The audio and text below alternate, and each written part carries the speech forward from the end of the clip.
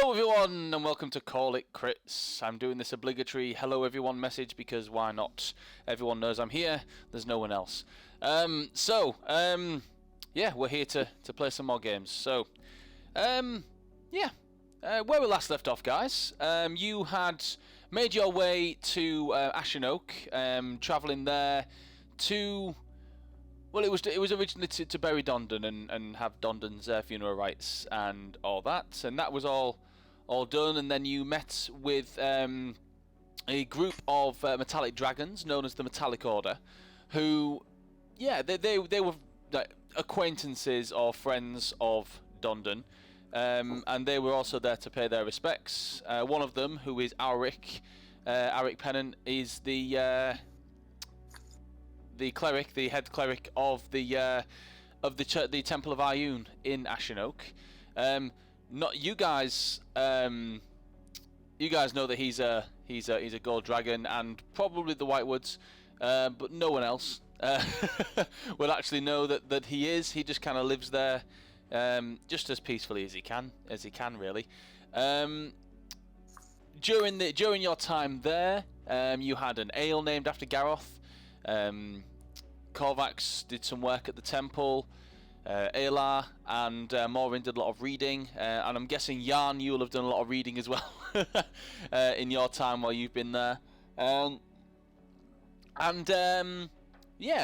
Garroth also had a bit of a rumble in the Temple of Cord as well against Paolo Sampa, who is basically a monk fighter, multi-class, but he's more monk than fighter. He basically has levels in fighter just because he's a guard and has to be able to wield a weapon. He is mostly monk, which he showed. However, you still, with your barbarian might, managed to take him down, and you know, he respected you for that. You even heard the rumbles of Cord in the distance, sort of, you know, praising the fight. However, things turned pretty grim when the leaves off the Ashenoke trees, off the Whitewood trees, began to just fall off and blow and fill in piles on the streets. And when you found out what the cause of this was, it turned out there was a shadow ivy which had started to wrap itself around the Fea de Santra, the ancient tree in the centre of Ashenoke. You all tried your hardest to try and stop it, as did most of the people in Ashenoke. However, it wasn't enough, and the tree became consumed with this shadow ivy. And it even tried to take some of the people as well. The people that tried to pull it off, it wrapped itself around them. One guy lost his arm at the hand of Garroth. However, it was a small price. However, it could have been his life. So, you know, there's those. The guard have sort of set up a cordon around the tree, and you've been sort of like figuring out how to get through. You figured out that holy water, put on a blade of some kind, is enough to chop the ivy and stop it from growing back immediately. It gives it about a minute before it begins to grow back. And you also discovered that the roots and the roots of this shadow ivy probably originate from the Feywild, which is where this tree's roots touch, where the actual Fea de Santra, its roots touch the Feywild as well. So it's probably leaked through from there. So in order to stop this, you figured you probably have to go to the Feywild and cut it off at the source. However, the entrance to the Feywild is in the root of the tree. So it's sort of like in a hole underneath the tree, which has been consumed by the shadow ivy. And that's where we kind of left off. Was there anything that I missed off, guys? Was there anything you wanted me to mention? I'm helping out, what's his name? That guy. Oh, yes, you've been helping out Dosky with his woman troubles, because Raljin is cock-blocking him. And you've decided to try and give Dosky a few lessons in how to woo women, even though Garroth has no actual experience in that himself. You've been doing that. Was there anything else anyone wanted me to mention? No? Nope. Okay, so we'll jump right in. So, well, last we left off, and in the immediate sense, you were heading your way. You were starting to get things prepared for your trip into the Feywild. You've told your plans to the Whitewood family, and yeah, they said that they can have you leaving within the next couple of hours. So yeah, you need to get your things together. Anything that you might need for going there, you can try and procure within the town, and yeah, get yourselves prepared for anything that you might need. So, where would you like to go first, and what would you like to do in preparation for your trip to the Feywild? So Maureen is going to take a considerable amount of time. I'm going to need to procure some bottles or vials or something that can hold a lot of holy water. So we've got 500 gold pieces worth of powdered silver. I need 25 gold pieces worth per vial. So I can make 20 bottles of holy water, meaning I'm going to need to procure 20 vials or 20 something, or just a reciprocal that can store liquid. I mean that would be pretty easy to do, considering they want this mission to succeed.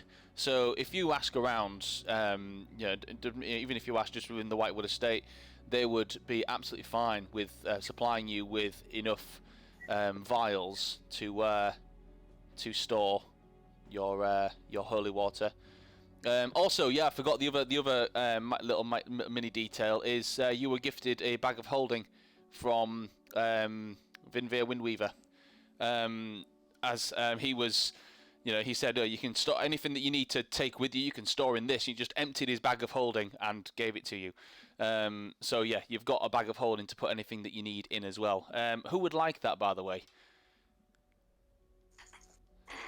Who would like to take ownership of the bag of holding? I will. I feel I like was going to say it's probably going to be Garroth. Yeah, I am the pack mule. I am the carry man. So yeah, give me the bag of holding. Okay, so you now have the bag of holding. It is empty at the moment. There's nothing in it because it's just been given to you to take anything that you might need. So you can choose to put things in the bag of holding, or you can choose to go out and get things that you might need for the trip. I think he chucked a couple of potions at you as well and said, "Here, just take these." So I think you've got a couple of potions of greater healing that he chucked at you to get you started. So yeah, so we'll say that with your time, Maureen, how long does it take you to cast the spell to do this? It's an instantaneous, so like 6 seconds. Okay. But I guess I'd need to do it. The thing is, with it being spell slots, how many spell slots do I have in total? I was going to say, is there any way we can get Alric to do it? Because Alric to help as well, because otherwise we're going to be sat here for days. Bear with me. Alric being go on, how many can you do? I'd need 2 days, 2.5 days. Okay. You don't have 2.5 days, as they'd want you to leave within the next few hours. So, how many can you do in the first instance?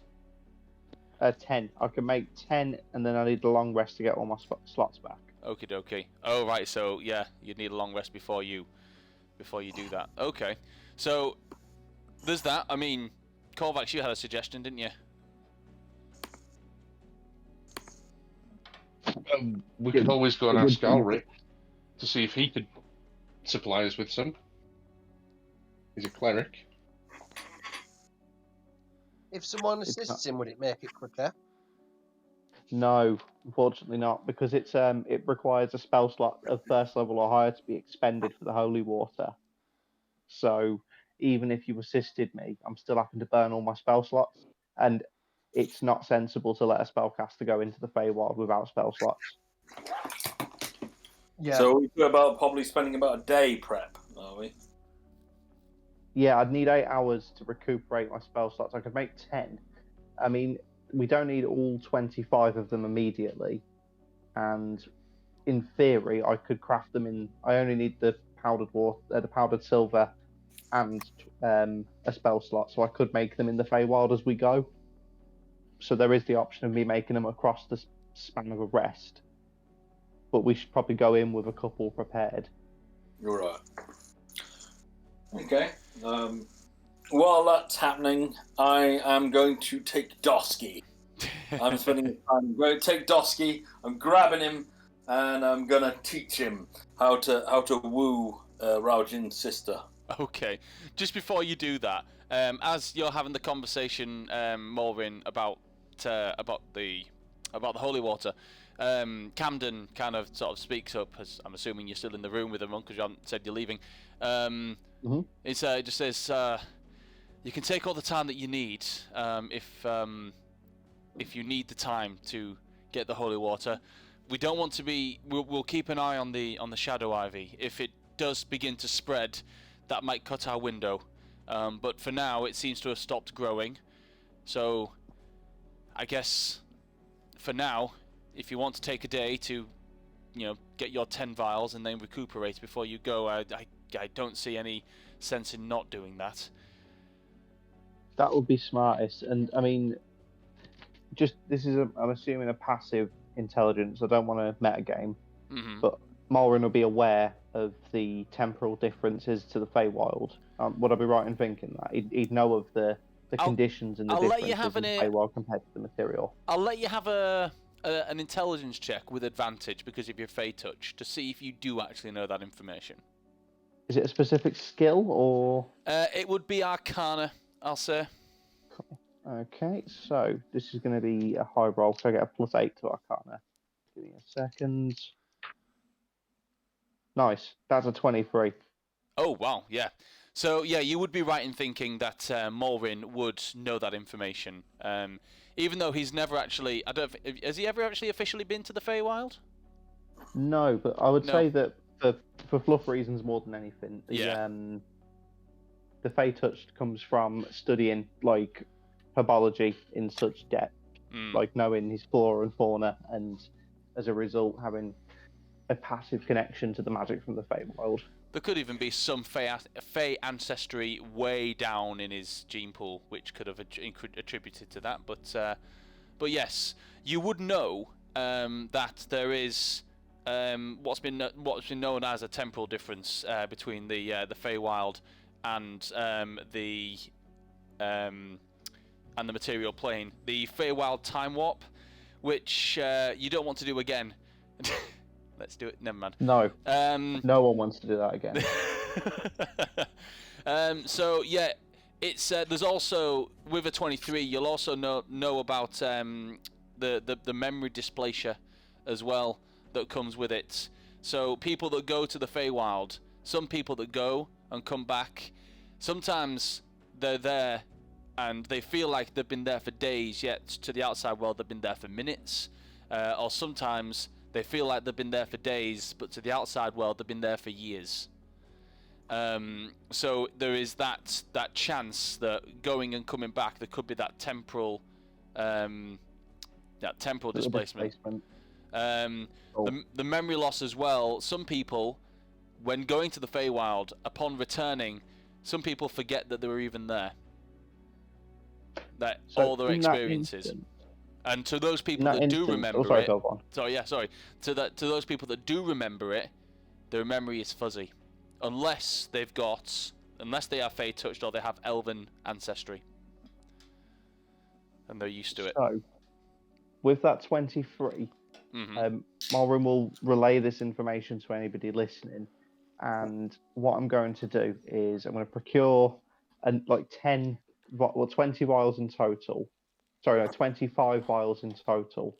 I will do all of the preparation and spell casting necessary today to make 10. Okay. And then within that time as well, I'm going to seek to get hold of some map paper so that I can detail a map whilst we're in the Feywild and I can draw it as we go. Okay. All right, yeah, we can absolutely do that. That'll be Malrin. I'm probably going to be in NPC mode with Malrin and just doing that for now. Okay. When you're going to get the paper and things like that, you tell people what it's for. You can have it for free. When you state that this is a mission for the town and that you are going into the Feywild in order to try and save the Fea de Santra, they say, yeah, take it. If it's going to help you, it's yours. So you don't have to pay any gold for any of the paper or anything like that you need. It's yours. Oh wow, okay. This chocolate, it will help us on this quest. Are you trying to get chocolate? For the quest, yes.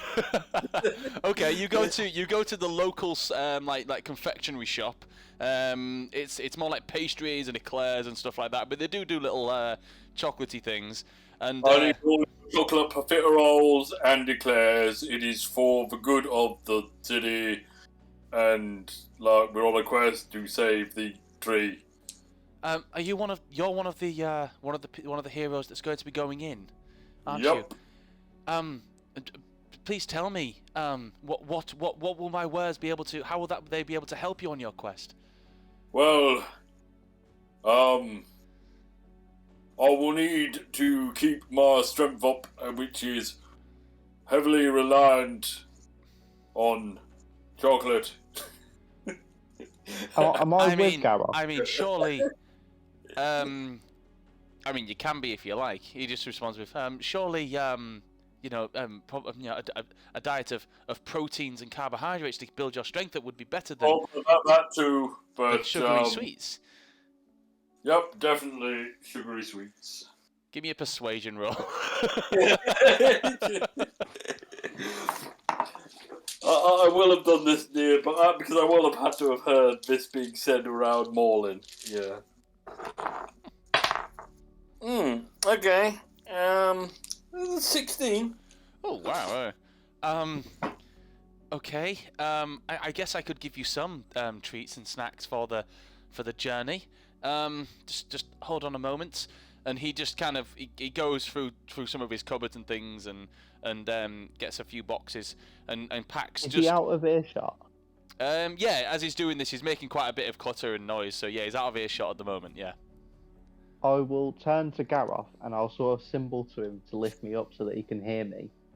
All right, yeah, I'll pick him up. And I'll say to him, "You best eat these slowly, like we discussed before.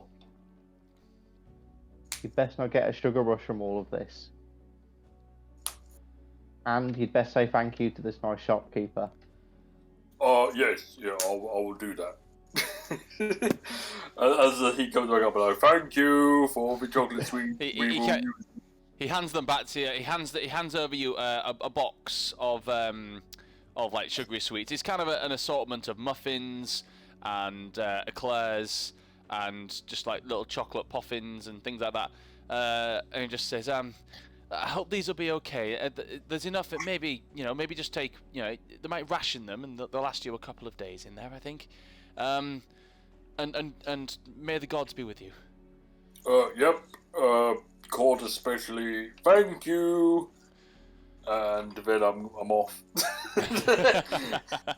I'll go find Bosky because I need to make him into a man. Okay. Now that's Slaughtergoth manners. That's some Slaughtergoth manners. Okay, so you head off and you go to find Dosky. He's actually he's just had his rest, so he's obviously been fighting the lizard men with you, the lizard folk, and after his rest, he's now starting his guard duty outside the Fea de Santra, which it kind of counts as part of his rest because he doesn't have to actually stand. He can just sit for this. Whereas obviously with fighting the lizard folk, it was very busy and things. But everyone's been called to arms at this point, so he's on one of the like stands, like one of the guard posts on the circumference of this makeshift wall that's been built up outside the Fea de Santra. You approach him. I'll go up to him and I'll say, right. Hey, Gareth. Hey, you wanna do the flower dance thing with Raudin's sister, right? Flower dance? Yeah, when elves get together and they want to make little elves, they go into a forest and prance around a bit.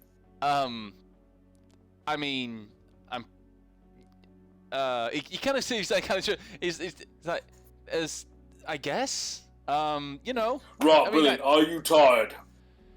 I mean, I'm just started guard duty. I am pretty tired after all that fighting that we just did, but Wait for your answer. Say that again. Are you tired? A little, yes. Right, get up. Because, right, we're gonna make you into a man. That's what I'm gonna do. Right, we're off into the woods. I'm pretty. I can't leave. I'm on duty. I'll look around. Is there another guard around? Yeah, there's another guy with him, and they like sort of look around, and there's another 2 guards posted, just sort of like a little bit, a few, like maybe 50, 60 feet around, and then. Right, I'm gonna get both of you. You 2 got this. No, you know, this is. We can't just take him. You know, he's on duty. You know, he can't leave. Sorry? Special mission. And let's face it, I killed enough lizards. If you got any problem, just shout a bit. We'll be round the corner, right? I'll murder them for you. Right. Look, Gareth, I get what you're trying to do. I absolutely appreciate it, but I can't just abandon my post. You know, I've just passed I've passed the entry exams for the commanding post, and if I Who's your commanding officer? Lowell. He's on the main gate. Right. I'll go find Lowell. But you've disappeared off to. Yeah. Lowell is stood on the main gate. He's kind of he's made kind of like a place that he sort of stands, which is sort of above the rest, and he can just sort of see over the wall.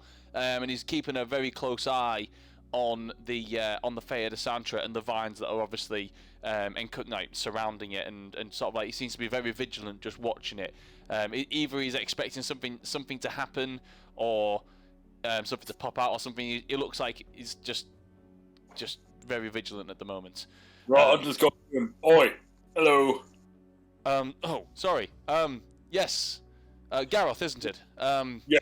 We expecting any problem anytime soon? We have no idea. We've just set up the cordon, and we're just kind of watching and waiting. It's only been an hour or so since this. I want Dosky for a special mission. Dosky, he's on duty at the moment. I couldn't let anyone go. If something happens here, if this begins to spread, or if something comes out there, or I'll go in the woods with him and give him some training. Right, I'll make him an actual man, an actual fighter, and that is worth a few hours of your time, isn't it?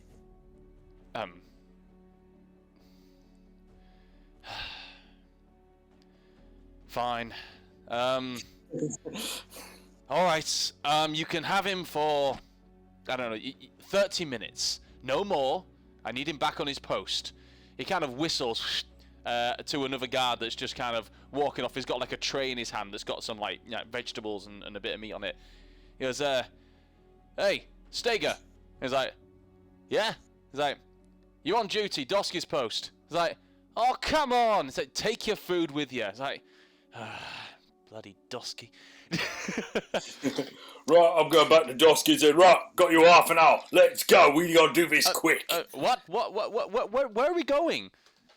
We'll just go into these woods here. I think there's a river nearby. We'll do that there. Right, let's get to it.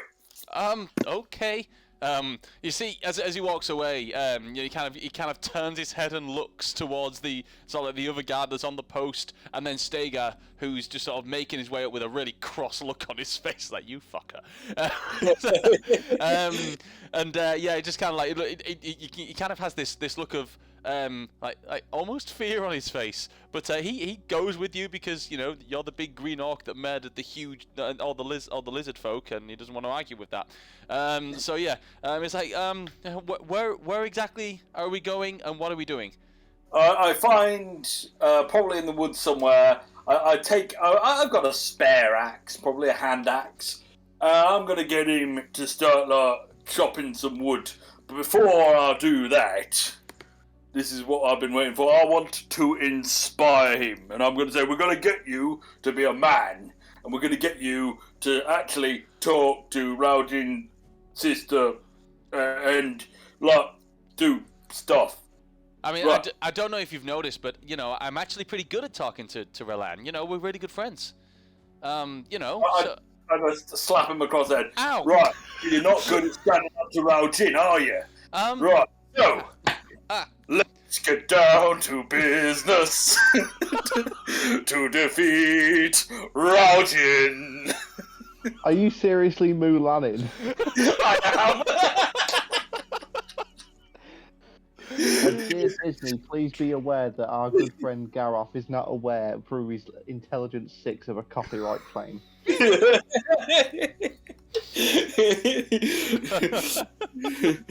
Oh dear. What are you? You're a bit of a silly elfing, and that is not going to do. Doxy, I will make a man out of you. I'm going to break into a montage sequence of him chopping wood, catching fish in like a river with his bare hands, and just basically wearing him out with like hard, manly tasks. Okay. Okay. I'm gonna make. I'm gonna get my dice first because I, for some reason, being the dungeon master, still don't have my dice. Out. I'm gonna make have to do a whole bunch of athletics checks. I'm gonna. Can I give him inspiration with this song? Yes, I'm gonna let you have inspiration with this song. But I'm also going to. I'm gonna mix it up a bit. I'm gonna make you. I would like you to do a performance check to see how well you inspire him. Can I get advantage if I actually sing it? Well, you already have, so yes. And this will depend on which dice he gets for his inspiration to add to it. So, like, if it's between a certain number, he'll get a D6. If it's a certain number, he'll get the D8. If it's a certain number, he'll get a D10. 18. All right, that's enough for a D8. Is that 18 total? Yeah, that's 18 total. Oh, yeah, that'll be enough for a D8 then. So, we'll add a D8 to his roll. Let's go with chopping wood. So he's going to go for that first as you sing along. Okay. A log cross-armed, looking at him, wear himself out. He gets his axe, and for the first bit, he's like chopping, and it kind of like his axe get lodged in it, and he's like, and he kind of pulls it out, and then kind of goes again, and it takes 2 strikes to chop the first bit of wood, and he's like, what does this have to do with wooing the ladies? About being a man. Okay. He goes as you say that. He goes for his second chop, and I think it must be the incitement of fear that maybe you put into him. But he goes in with a proper whack with a 19 plus 7 on his inspiration plus his strength of plus 2. So that is a 28. See, he breaks it, and it doesn't just splinter in half; it splinters into quarters and to the side. Not bad, but you need to get as good as this. I'm just going to pick up a log and rip it in half with my bare hands. Captain America style. Yeah. It's like, okay. Keep going. Right, we'll move on to fish. Go! In the river. All right, give me another performance roll. Where did I put my bloody dice? Put them down for a second. Where did I put them? Oh, this is D&D. This is D&D. Let's get down to business. To defeat Raujin. Do you want to be with Raujin's sister? No, probably not. You're a pitiful, weak elfing. I'm human. That's 19. Oh, that's a D10. That'll be a D10. Out of you. Oh, sugar. That's nice. That is 9 on the D10, and that is 18 on the dice. So plus that's 29. So he's going in to catch the fish, and he's feeling proper inspired by that. After he sees you rip the log, and he's just seeing his own strength of chopping this other log in half into quarters. He's like, I can do this. I can defeat Rao Jin. And he goes over, he runs over to the thing. He's like, what am I doing next? Catching fish. All right. He kind of kneels down. And have you seen the Karate Kid where they have to catch the fish and he sort of wades into the river and he starts moving along with the current until he sees one of the fish and he's moving further down the stream and his hands just go whoosh, straight in and he pulls out a huge carp that is like flapping around and he just chucks it in your direction. It kind of slaps you across the face a little bit as he throws it at you. Give me a dexterity throw to see if you catch it, actually. Oh, well, bloody hell, 19. 19. You froze it. It does hit you across the face, but you managed to catch it in your hands. This huge carp. It's probably about the size of your forearm. But I will nod once, as if like approval. It's like, all right, what's next? Well, what's next? Right. You got. Let's say 20 seconds. Say that again. Like my battle axe. 20 seconds. Before I run after you and try to kill you. If you survive 10 minutes, you win. What? You got 20 seconds. Okay. Whatever I think 20 seconds is. I've heard 20 seconds. Okay, give me, I'm going to say, intimidation with your strength. Because this is going to determine how fast he runs. Fucking hell. I guess I've got the skill as well. 27? Okay, so yeah, I'm gonna let him have a D12 for that. Right. So, he's going to run. Oh, okay. That's a 14 plus 8, so 22 plus his dexterity of a plus 2. He's rolling pretty well, actually. That's 26. He just looks and goes. There's a moment of pause when he doesn't know if you're being serious or not, and then you just go run. He's like, shit. he draws his sword and then just pegs it through the water and into the trees. Are you giving chase? I am giving chase, but I'm not actually trying to catch him. I'm just trying to kind of constantly stay on him.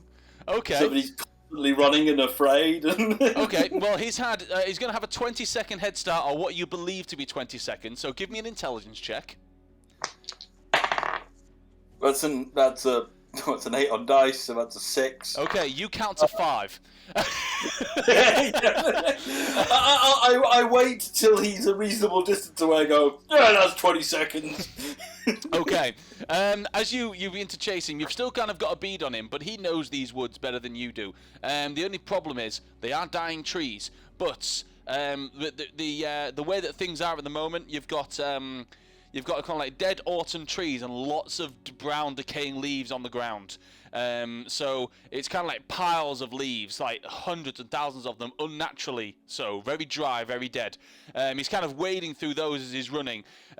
You give chase. Let's go with a dexterity checks to see if you can actually get within chasing distance of him, or comfortable chasing distance. Oh, okay. Go on. What you got? I got a 21. A 21. Okay, because your speed is matched. So this does mean that we're just going on dexterity to see if he can actually stay within his speed. He is. You can still see him, and you are within a comfortable distance at the moment. So you can sort of see him running through, and he's kind of looking behind him. You can see him kind of wading through the leaves and sort of kicking him out of the way to try and get out. And you're sort of like going up there and looking real threatening. He still sees you behind him. He's going to keep going. So another check. Oh, okay. Go on, give me another one. 15. Okay. He looks like he's beginning to sort of almost like slow down. He's almost got a bit of a panic on at the moment. He feels a little slightly intimidated at this. He kind of some trees along the way, as if like I just shout, "I'm coming for you, Dusky! I was lying. I'm not gonna kill you. I was just gonna cut off some of your legs." Some of my legs. Do you take your eyes off him? No, I mean that's kind of what I'm focusing on. I guess. Okay, I thought you said you were going to sort of like go behind some of the trees. No, no. So he's still going. He's going to change his tactic. Okay, give me a perception check. That is 16. 16. As he's running, you suddenly notice him go to the ground. He kind of falls to the ground and into, like the leaves and things, and you lose visual of him. So as he's been running, he sort of falls to the ground. It looks like he fell, but now you can't see him. You get to the point where he would have been, and you can't see where he is. There's just piles and piles of leaves and things. There's a slight scuffle on the ground from where you can see where he probably went down, but you can't see him at the moment. I'm just going to stand up and go, Dosky, you can't hide. I can smell you. Are you going to attempt to smell him out? Yep. Alright, give me a perception check, but it will be with smell, so it will be at minuses. Go on. No, what I'm actually trying to do is I'm trying to give him the perception that I can smell him. Oh, right, okay. I'm sure he doesn't know too much about orcs.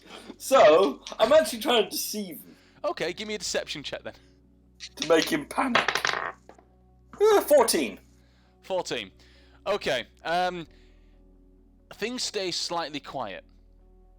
However, you do hear like almost like a shuffling, as if you can hear someone crawling through the leaves.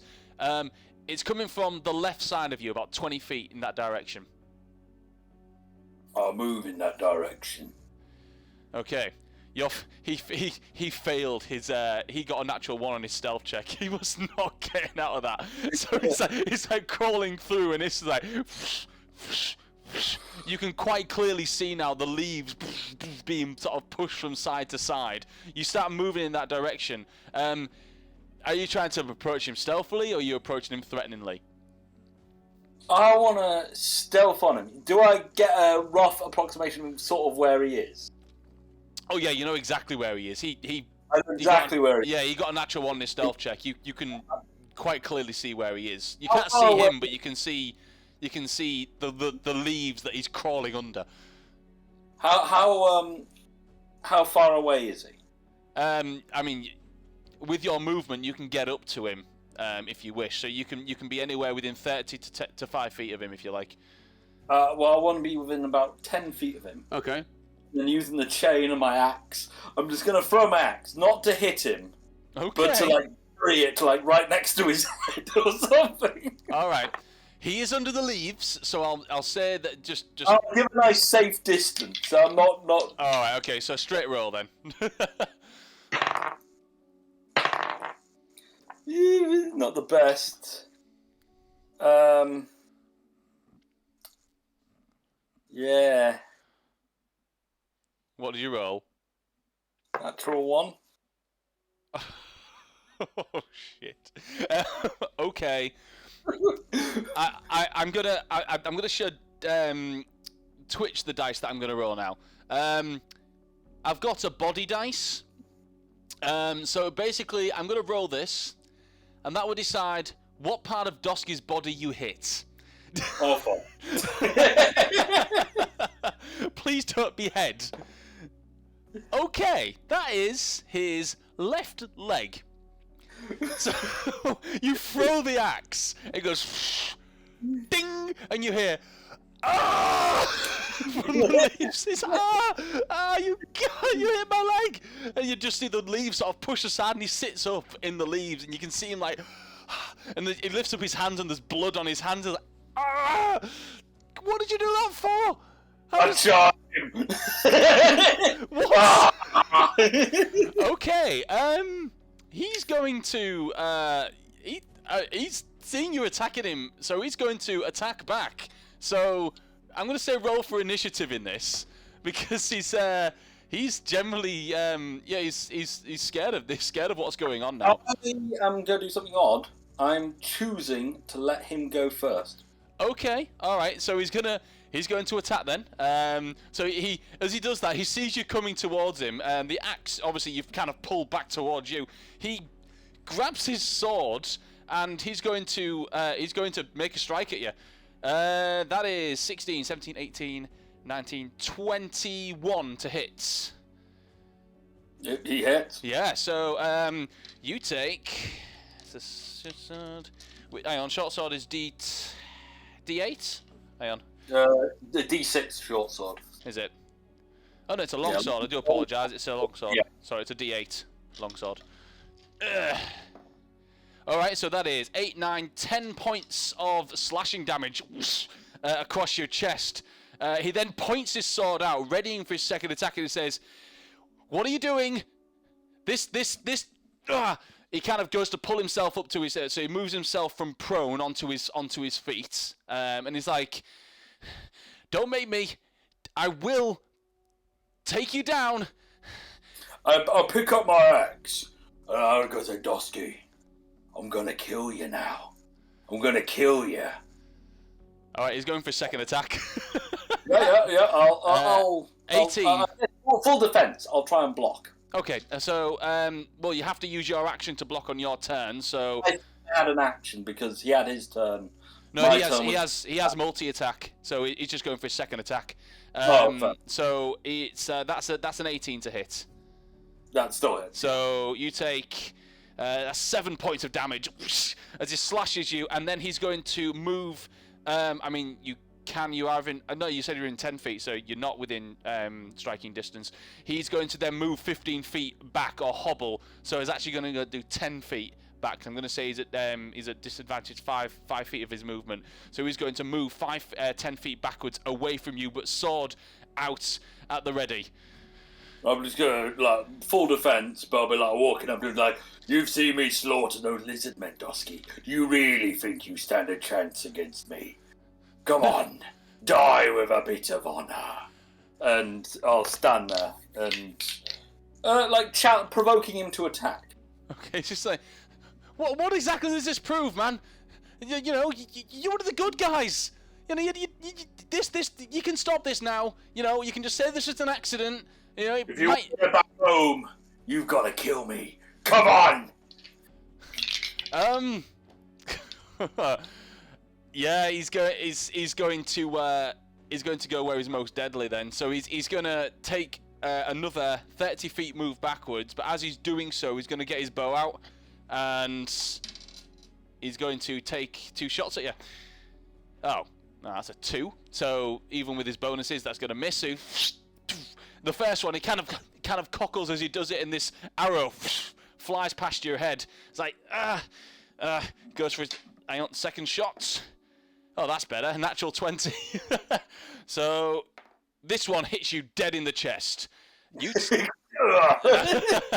That is 22 points of damage to you with natural 20 double. So hits you in the chest, and it goes right through and actually comes out the other side. So it's more like sort of top of your sort of clavicle, and goes right through these ashen oak arrows that don't mess around. It's like, the next one will be in the heart, Gareth. Just back off. I run at him. I charge full pelt. I jump at him. I go for a grapple attack. Okay.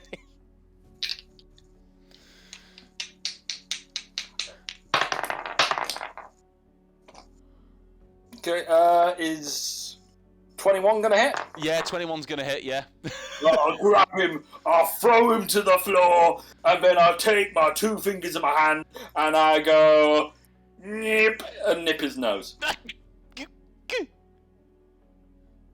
are you doing? I'm just gonna look at him and say, you passed. I passed what? What did I pass? You passed the test. When did the test... What? You can see there's a visible confusion on his face.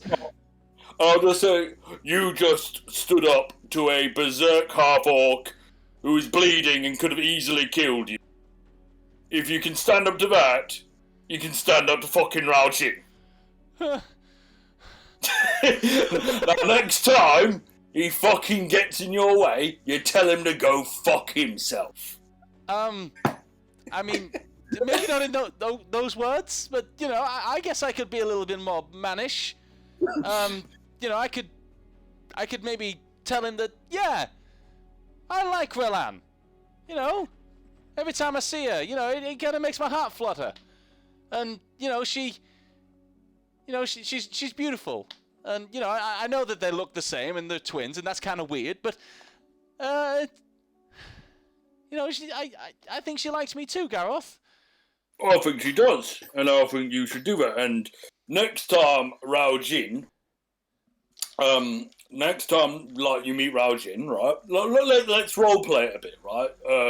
Okay. You know, let's say, I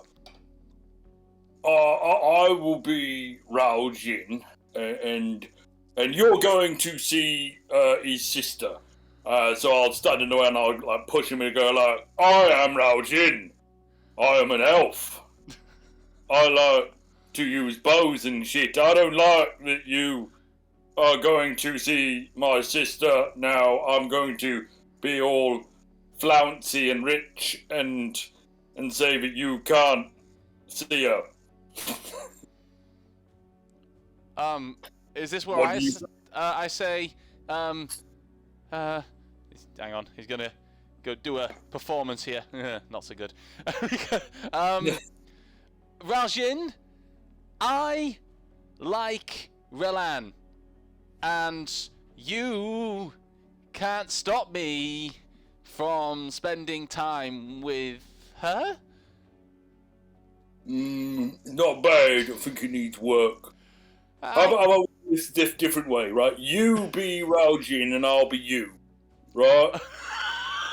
So, I want to see Raljin's sister. Dusky, you're... Hang on, he's gonna roll for this again. Okay, even worse. Dusky, you're no good for my sister. I don't like you. Go back to guarding the forest. Right. Wimperly. I headbutt him. Lay him out on the floor. Give me an attack roll. 18? Yeah, that hits him in the head. He goes down to the ground, like cockles under the weight of his gimp knee, and he goes down. And then you walk on. Yep, see, that worked a lot better. I'm bleeding. Bleeding is good. Don't suppose you've got any, like, I don't know, do barbarians have, like, magic or something to heal people? We call it eating meat.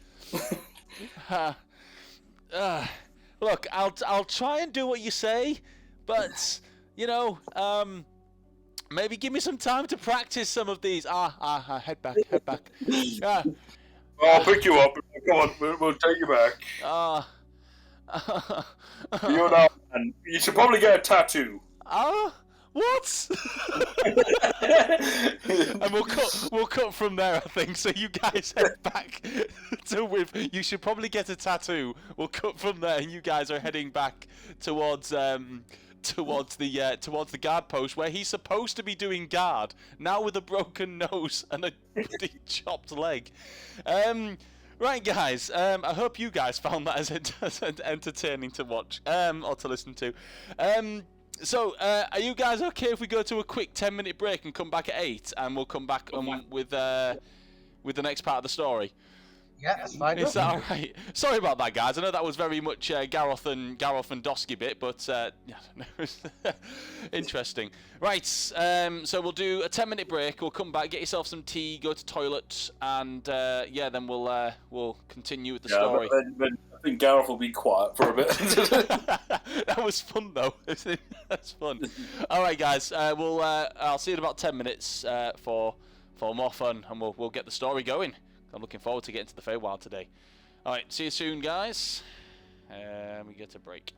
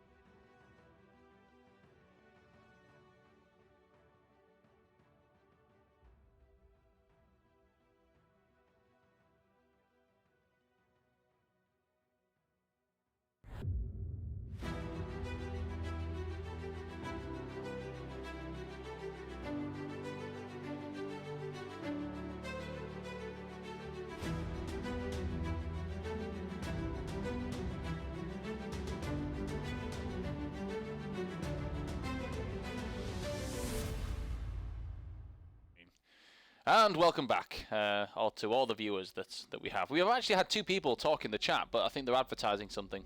So, oh well. So we'll jump back in to the game. Rather interesting. A few interaction between Dosky and Gareth there, trying to make a man out of you, which included a musical number, and Dosky fearing for his life. As you guys head back towards the town, so that Dosky can resume his guard duties, Malrin, you've been sort of synthesizing and creating this holy water using the is it the silver dust? Yeah, powdered silver. The powdered silver, yes. 25 gold pieces worth of it per vial of holy water. And Vindvir gave you quite a lot, didn't he? He gave you something like 400 silver's worth or something. 500 gold's worth of silver, powdered silver. Yeah. So he was just, he's got a big bag. Well, he did have a big bag full of components. They're all over the whitewood floor at the minute because he just gave the bag to you guys.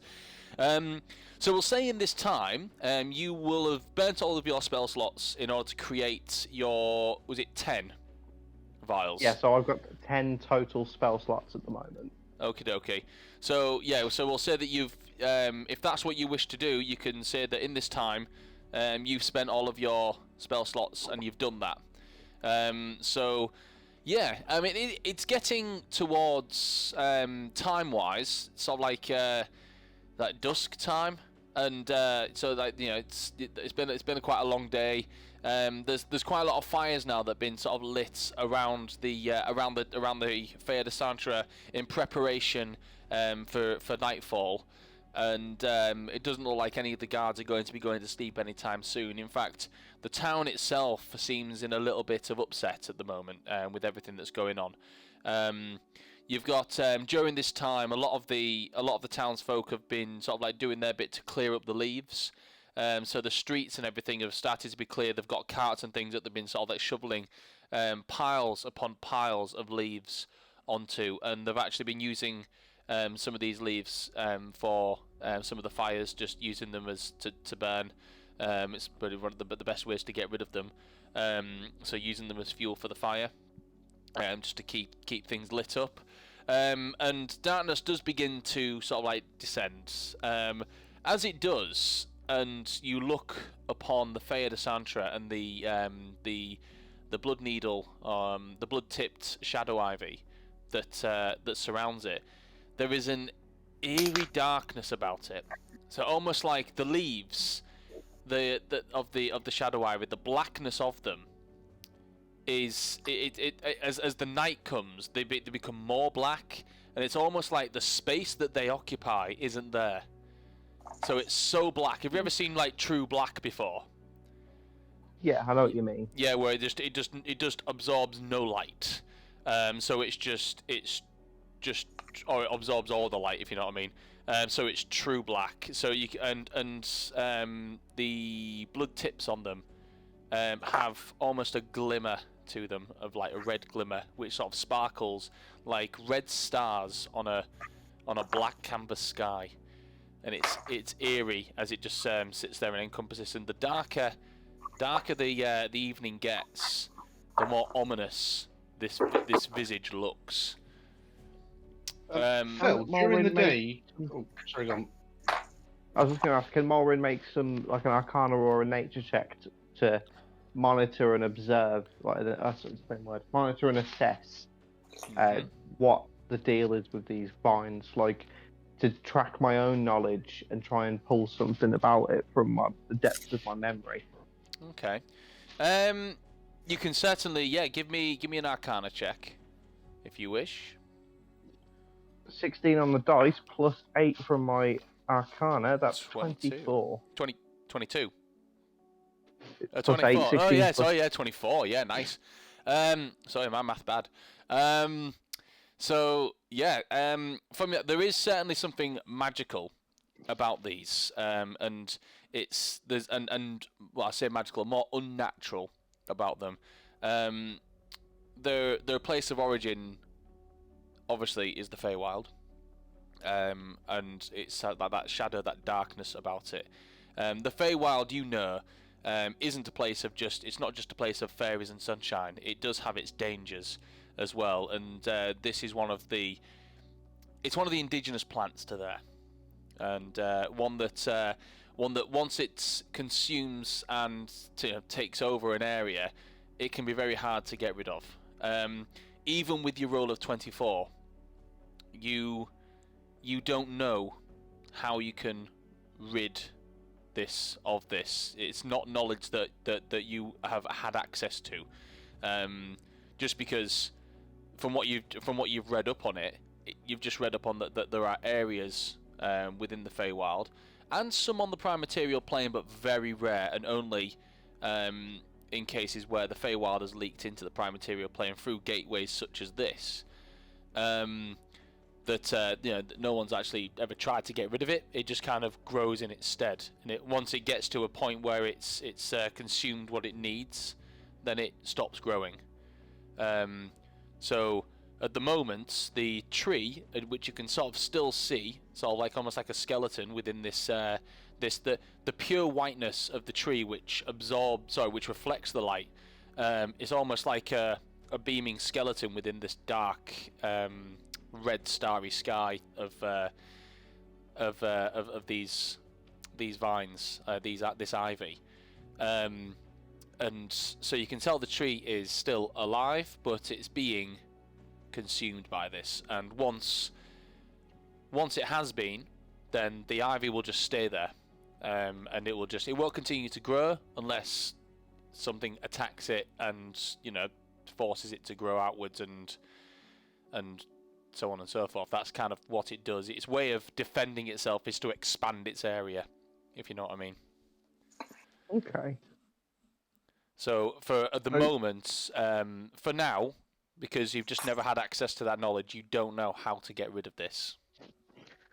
Can I make one more check before I retreat back to the night, as it were? Okay. What are you looking for this time? Is there any omens or supernatural, cautionary tales that Mulrin is aware of that relate to the spreading of this vine? So, is there an old wives' tale? Is there a folk tale? Something that Mulrin would have heard or read about, or just be aware of from his intellectual pursuits, that says, I don't know, on the sixth moon, the sapphires bring forth these vines, or something of that ilk? Do you know what? Because you've kind of, from what you've said, you've kind of touched on something. So roll me. Give me a roll. Okay. That is a 14. Okay. Just 14. What am I adding to it, sorry? It'll be history, I'll say. History. That'll be a +3, I think. Bear with me, I'll just double check that. History is +3. So 17. Mm-hmm. Okay.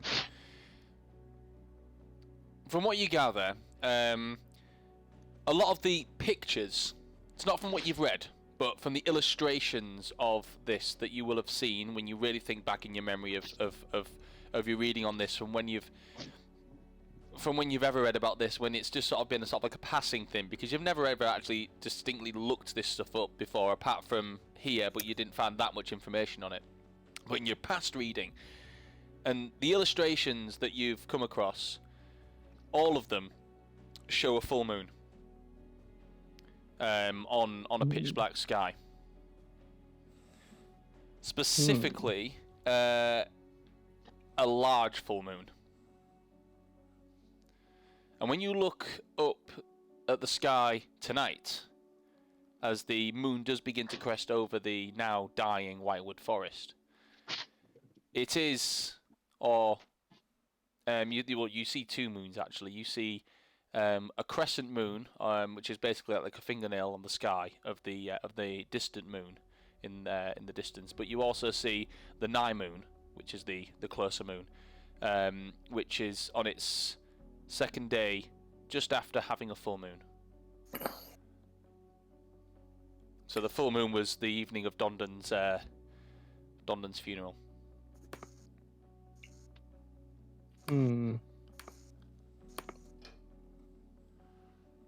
What you can do with that information is entirely up to you.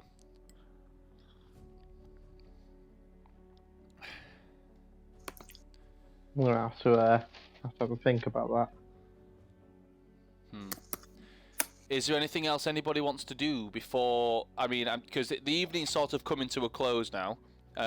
During the day, I would have gone to see Ulrich. Oh yes, okay.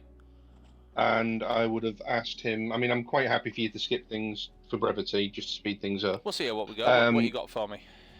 I'd have asked him for some holy water, if he could spare any. Or if he's got any clerics that he could spare to make us a few vials. I'll explain the situation with Molwyn, and that he's limited to how many he can cast per day. We can, of course, we can provide you with as much holy water as you need. I mean, we have some vials, obviously, within the temple. Let me just check the stock, and he goes and has a look. I can provide you with 7 vials.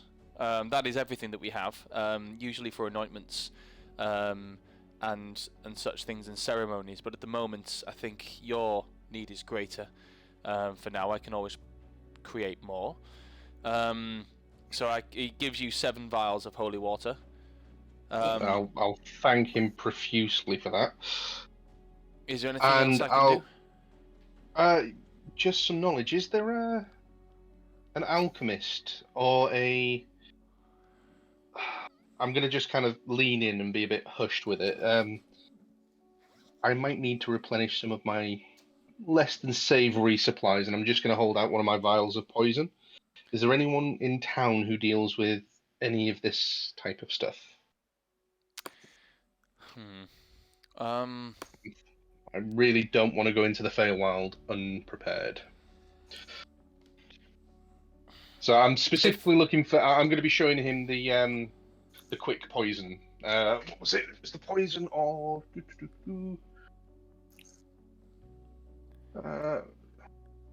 it was slow death. I'd be showing him the poison of slow death. Yeah. Can you, if you explain what it is, he doesn't know. You say. Yeah. We don't. I can't imagine there's anyone in town that creates such a vicious creation. However, there is a man in town. If you're looking for something to make your weapons a little more effective with certain effects, if you head on over to see, let me just get my thing open because I've got NPCs for this. There's an app for that and there's an NPC for that. Where are you? Sorry guys. This app is great, but when it comes to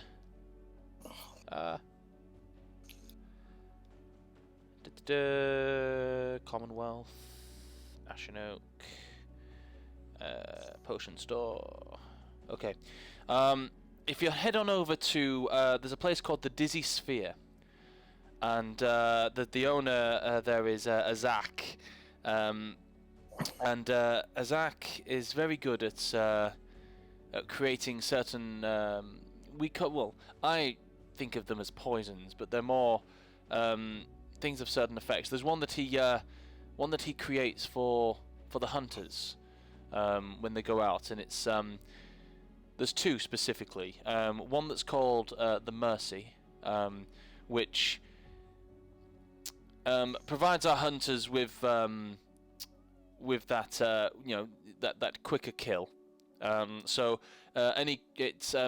from what I imagine, and it just in game speak, any creature that is has 10 HP or below, hitting them with this is an instant. It's done. It's kill. That one's called the Mercy. And he also has. It's kind of like a tranquilizer of sorts. It puts things to sleep. Well, that might be very useful in this Feywild. I'll go and see him. So I'll thank Ulrich for the holy water, and I'll make my way over to this vendor, the Dizzy Sphere. So you head on over to the Dizzy Sphere, and you walk on in, and as you walk through the town, you get that there's a lot of people working, sort of like, you know, cleaning up the leaves and things, and you see the shop of the Dizzy Sphere. It's got that sort of that magical touch to it. It's sort of potions and elixirs kind of thing. It's just got a sign outside that's kind of decorated with like stars and things, and with, you know, just it looks magical in a way. And as you sort of enter, you notice that the shop is actually locked. And there's just a sign on it just saying "Be back soon." As you kind of go to push the door and notice the sign, you hear a voice from behind you go, are you looking to buy some wares? I'll turn round and as you turn around, you are met with a male dragonborn. So he's a bronze dragonborn. He's kind of wearing he's wearing an apron, but he's also kind of got a coat over it, like some fur around it, so like because there's a little bit of a chill in the air, and he's got a shovel in his hand.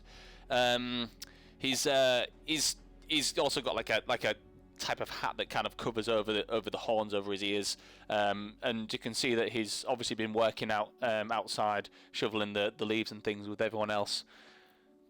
I mean, I'm closed at the moment. I'm just sort of working with the efforts to clean up the streets. But if there's something you needed, more than happy to sell. I'll bow to him and I'll just introduce myself and just say I'm Korvax. This is Echo, and I'm going to gesture to the dragon, and I'm hoping this might curry some favour with him. And just say we're part of the party that's going to the Feywild. I've been sent by Alaric, and hopefully you might be able to help us. I deal with the blade, and I'm just going to kind of hold up my 2 vials. So I'll hold up my last one of Enfeeble Mind and my last one of Slow Death. He said I might be able to get you to help in the effort. Man of the hunt, are you? I see. I've got certain things that could definitely help you. Would you like to step in? Get out of the cold. Hello. Oh, well, Raljin's turned up. Hey! We haven't entered the Feywild yet. Good. But you're gonna love what happened with Dosky. Anyway, let's carry on. So he opens up the shop and sort of like lets you in. A few of the leaves actually blow into the shop as you come in. He kind of gets a brush and starts to brush them out and into a pile that he's kind of got just at the side of the door. He kind of comes and goes, takes off his coat and hangs it up on a coat peg and says, "So you're looking for something that might help you with something that you can douse your blade in? Is that correct? Or possibly bolts? I notice you have a crossbow." Anything that you could help. I'm a little bit thin on the old gold front at the moment, so I'm just going to take out my coin purse. It's 16 gold. I'll just put it on the desk. No. Put it away. Of course, I'm not going to give you all of my wares. I need something to keep the business going, and especially with the times that we've got going on at the moment. And he kind of looks out the window as you see someone kind of brushing leaves. But if this is going to help the White Woods and help the future of Ashenoak, then of course I will be willing to donate something to the cause. The potions you've got there, I don't have anything, the poisons there, I don't have anything that resemble those, I'm afraid. They're a little bit out of my remit. But I do have, and he goes down, there's a crate that he pulls up, and it's got 6 potions in it. They've got like a green tinge to them, and the bottle on the top, there's got like a cork in with like a red lid, red sort of wax seal on the cork with a boar's head. It says, this one we call the Mercy. You see, one of the things about when you go out hunting is, once your crossbow or your bolt or your arrow hits the targets, there's that unfortunate incident where you have to go over and finish the creature off, and it can be quite upsetting, I guess, for some when they see the creature still clinging on to its life, but then they have to put it out of misery by evidently slitting its throat.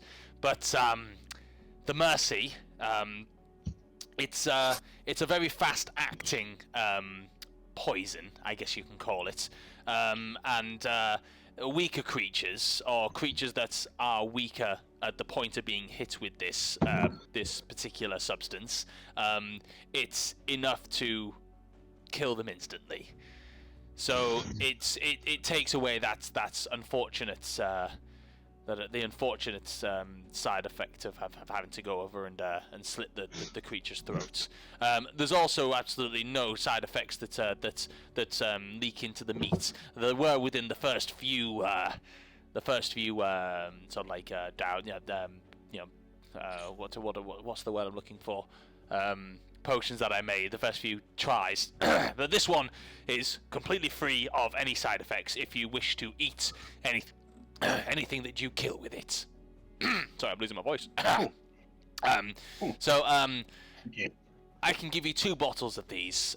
Anything else I would have to charge though, because unfortunately I can't keep the business going on freebies. So he takes 2 of those out and hands them over. So yeah, if you place that on either your bolts or your blade, anything that has 10 HP or less, hitting them with that is instant gone. You know, you don't have to roll for damage. If they've got less than 10 HP, you kill them. Okay, brilliant. Thank you. And it's specifically for hunting. Usually, animals have, things like that have quite low HP, so that's specifically what it's for.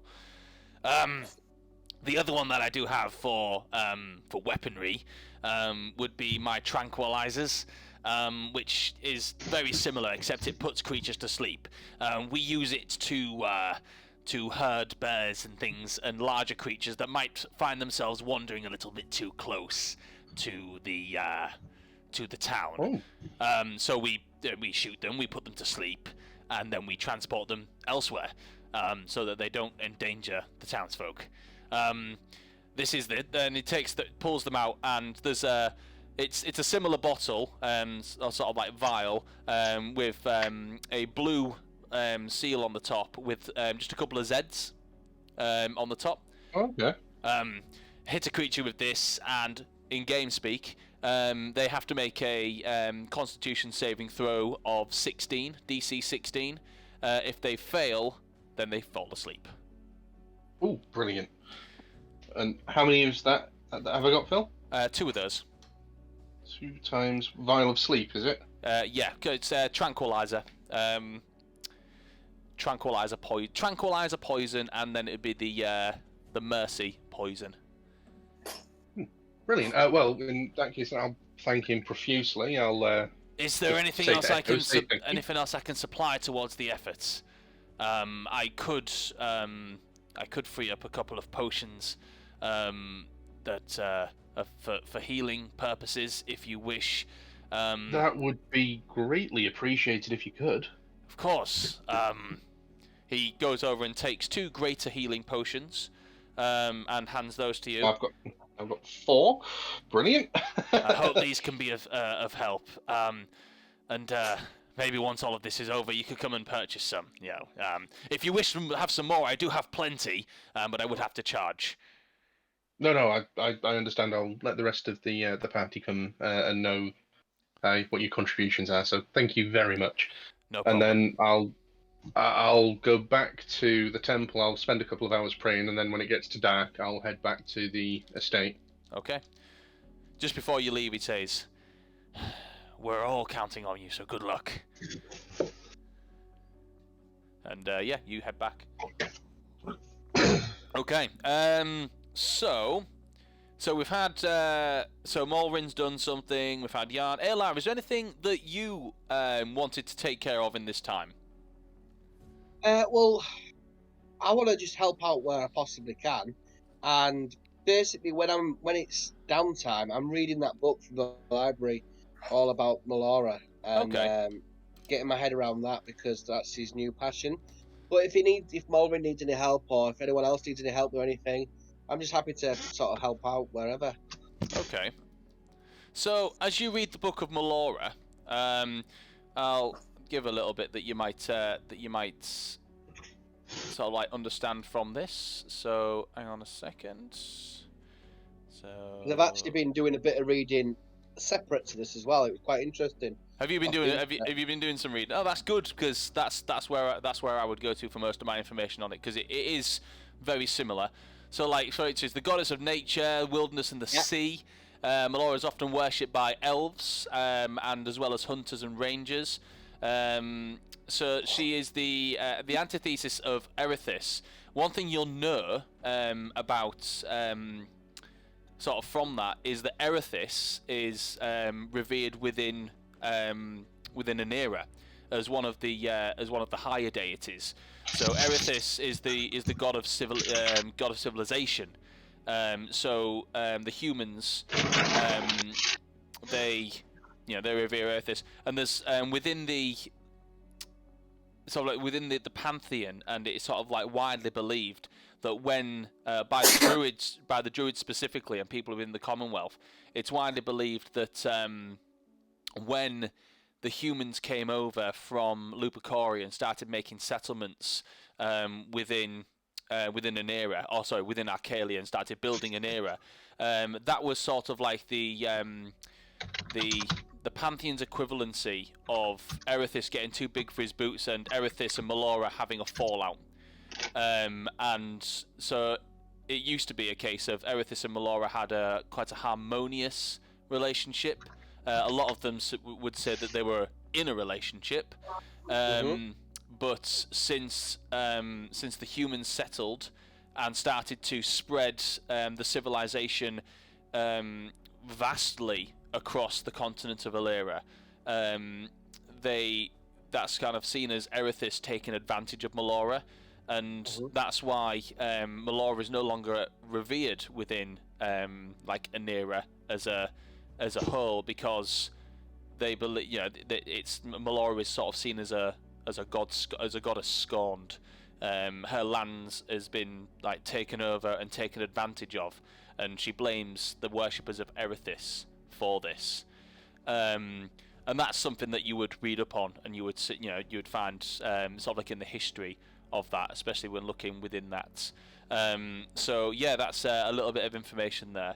You'll know that she is revered and she is worshipped quite widely within the Druid society, and the Commonwealth.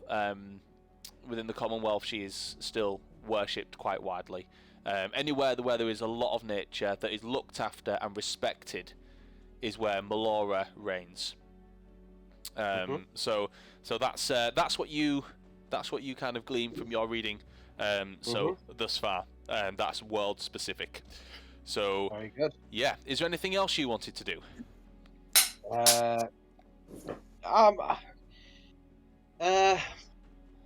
Just help out the others, really. I mean, nothing specific.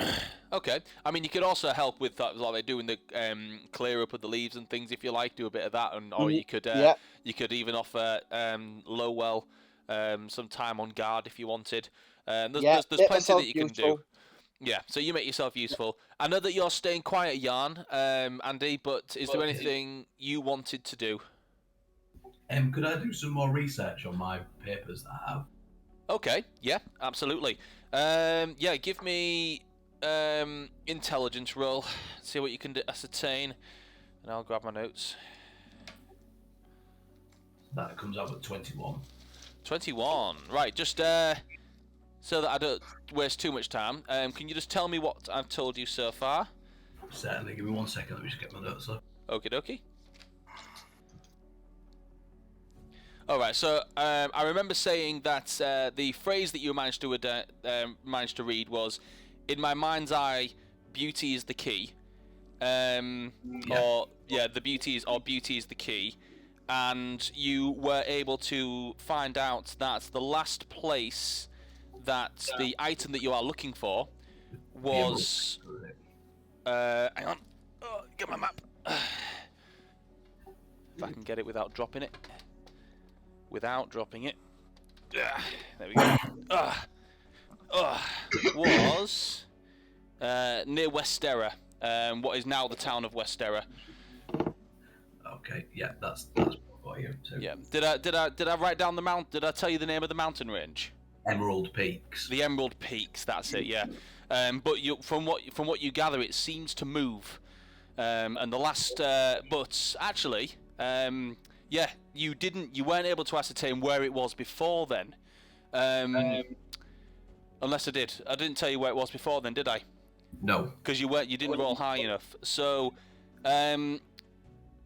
you tracked the journey through several notes, and it seems that its origin was much further south from the Emerald Peaks and near Westera. And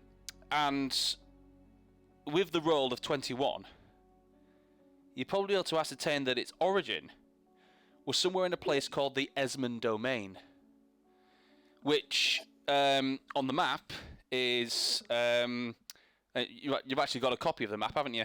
That you got for Christmas. It's if you look on the map, it's that point right at the bottom of the of Accalia, the Esmond Domain, and that was sorry. Good stuff. And you've noticed that tracking its movements, the item in question appears to have made its way through the Ouroboros Desert and rested in the Infinity Ridge for a while before eventually moving on again. So you can see that it spent a long time within like the Sirocco Crags, and then it moved through the Ouroboros Desert, spent a long time in Infinity Ridge, which is that mountain range at the north of the Ouroboros Desert, and then seems to have rested in Westera for a while, but then it's moved from there. But you can't tell where it's gone from there. That's where the last records kind of say. So it appears to move a lot, but it seems to move in a northward motion, almost in a straight line. Can I, from that, deduce where it's likely to be at this point in time with the time intervals from the last movement? You certainly can. Give me one more intelligence roll then.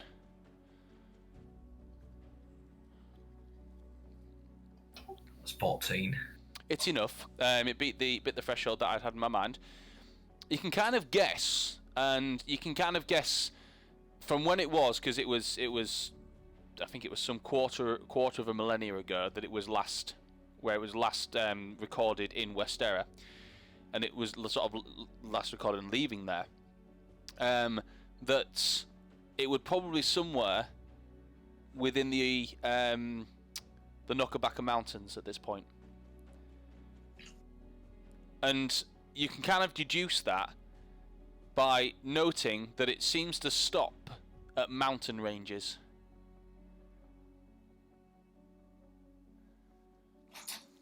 Okay. So you've kind of got that idea that somewhere in the Knockabacka Mountains, that is where you need to be looking now. That is like your that's the center of your search. That's where you expect it to be.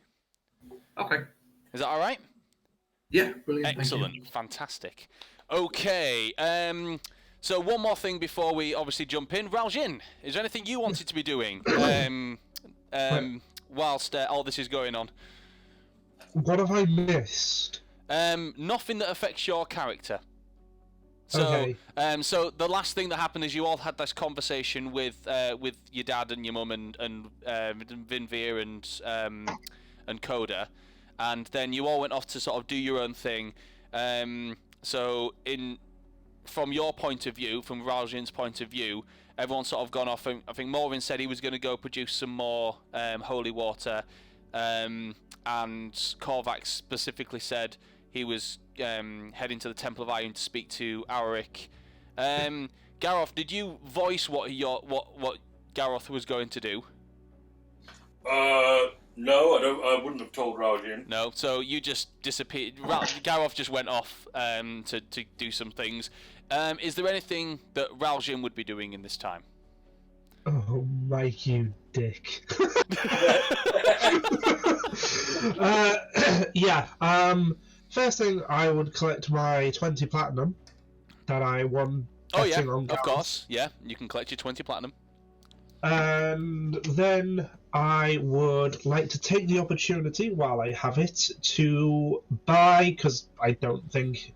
I know my name carries a lot of weight in the town, but I assume that I'm still expected to pay for whitewood arrows.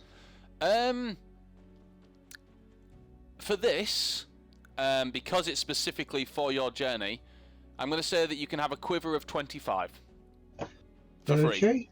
no cost. Okay. And I it's will and complain they about they are given to you by Coda.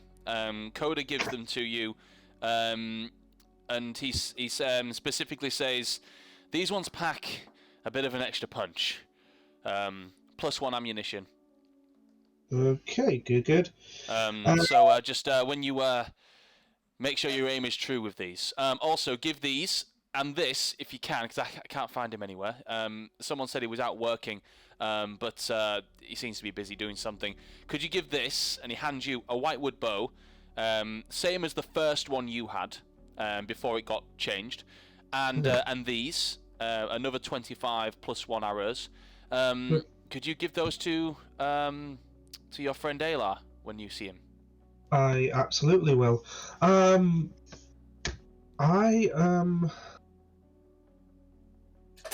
Thank you, Master Coda. I'm gonna say a few quick goodbyes to people, and then I'm gonna find the rest of my party.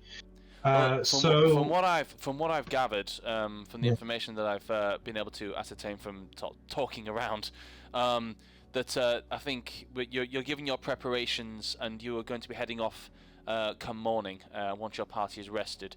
Your cleric Morin, I believe his name is, he's been working very hard to producing the holy water for your trip, and I think it's wearing him down a little. He will need to rest.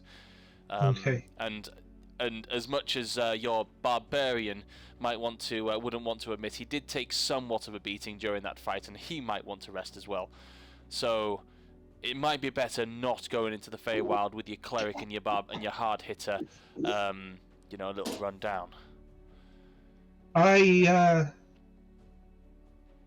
smile and say,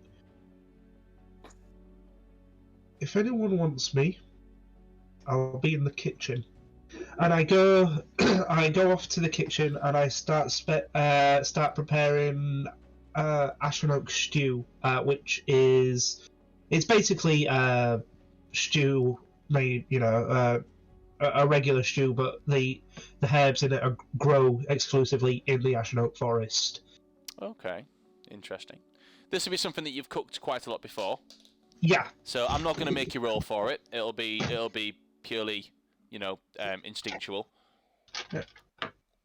And I make enough for my family, for Master Vinvier, Master Coda, and of course my party, and whoever else was in that meeting if they choose to stay. So I'm making quite a lot. Okay. So it'll take me a couple of hours at least to prepare. So while most other people are doing what they're doing, you're doing your cooking. So evening starts to stretch in, and the sun begins to go down, and the look of the shadow ivy. I've described it to everyone else, Raljin, so I'll describe it to you. It's almost as the sun goes down, the leaves become so black that they absorb all of the light. So they just as they overlap each other, it just looks pitch black, with the whitewood tree looking like a skeleton on the inside of it, and the points of the needles glow or give off like a red eminence. So it almost looks like red stars on a black sky that just. So they're the counterpoint to the whitewood trees. Almost, yeah. So that it just completely encompasses it, and it looks awful to look at, especially for someone that's it's your home. So it would be a very sorrowful sight. So the guard will sort of like stay open, stay on that all night, but eventually people will start moving back to the to the house in droves.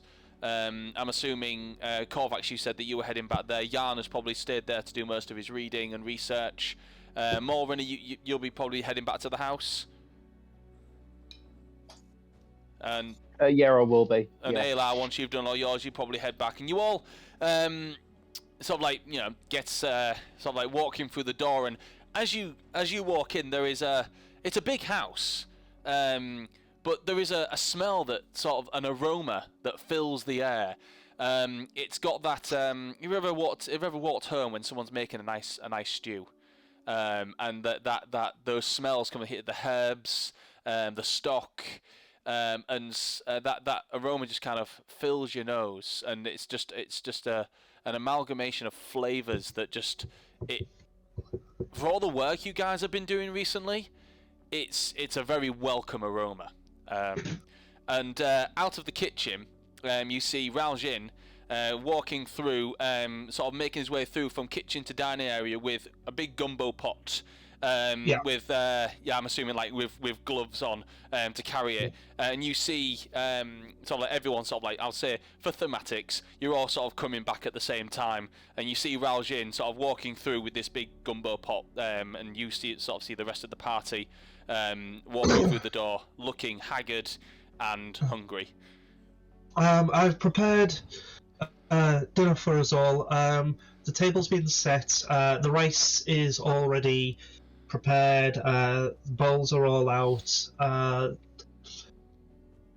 I can get drinks. You know, if someone wants some alcohol, that's fine. But I figured this might be the last chance we have in a while, and it's certainly the first chance we've had in a long time to have a proper home-cooked meal. So, yeah, everyone, when you're ready, I'll be through shortly. Right, I'll be straight in there. Gareth leads the charge towards the dining room. Yeah. I'll follow Gareth and I'll plonk myself down next to him. Okay, as you probably expect, the dining room is huge. Like, it can easily fit my family, the party, and a few others. And as part of other guests that will actually join and come and sit down for this meal, there will be Camden, Vidiana, Relan, and Coda will also join for this meal. Those are the only others that are going. Oh, Vinvia, because he's not going to leave until the next day. So Vinvia is going to be there as well as the party. Yeah. Okay, so I placed the bowl down on the centerpiece kind of thing. And it is kind of like a help yourself meal. So rather than just being one gumbo pot, this is probably the third one that Raljin's brought through. So there'll be three of them placed. It was like one at one end, one in the center, and one at the other end. And Raljin sort of does the honors and takes the lids off each one of them, and you can see the steam sort of coming off them, piping hot, and the smell kind of almost bursts out of these pots like just like the steam from a volcano, and it emanates and fills the room, and it just makes you want it even more. What you notice about the smell is that there's a little bit, even in the smell, there's a little bit of a kick to it. Like, you can tell there's a bit of spice to the food. In addition to this, there's bread and butter, some side vegetables, and drink from whatever drink you want. There's none of the maids actually. You'll notice you have two maids of the house. They're not working. It's Camden's he's freed anyone up, and it's just basically a help yourself kind of thing. And there is actually a side bar that you can actually go and help yourself to drinks. There is a cask on there that was donated by the tavern, a cask of the Triple Giant Slayer dark ale that that you can help yourself to. It's very strong. But you can see Camden and Coda actually are having a drink of this. It's not necessarily in celebration of anything at the moment. It's more of a, it's been a hard day and lots shit's happened, and we need to have a drink. That kind of thing. I don't expect Garroth to wait, and that's fine. But I know. Well, he does wait. He waits because he thinks he's on his best behaviour today. Okay. And, he's also looking to Korvax to possibly give him the okay to destroy. What I was going to say was, we here say a prayer to Alistrei, but if anyone would like to give prayer to their deity, I don't think anyone would complain if you did that. Malrin will begin hissing in Naga and doing a prayer. Hey, Cord, I've got some really nice food here. Got fuck all to do with you. Fuck you, Cord! Malrin actually laughs at this.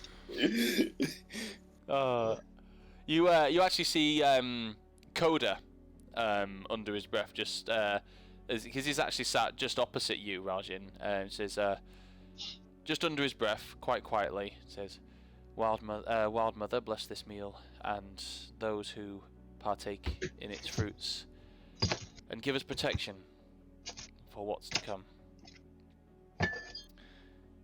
And that's going to be his prayer. I'll just give a quick brief thanks to Ayun, and then I'll start whispering to Garroth about what all the fancy cutlery is for. I'll be giving Garroth an etiquette lesson.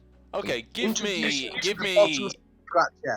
Garroth, give me an intelligence check to see how well you're able to understand what the things are for.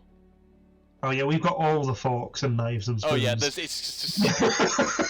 it's not just because they've been set out. It's just they're always there, just in case someone eats in here, and they've just been left there, and it's just, yeah. That is a 9 on intelligence. Is that 9 on the dice or 9 total? That's 11 on the dice. Okay, that's 16 for me teaching. So if that offsets anything, you teach it pretty well. But he kind of looks and you try and teach him that you kind of work from the outside in, but then Garroth, you're really struggling to understand what all the forks are for and why there are less knives. It just doesn't make any sense.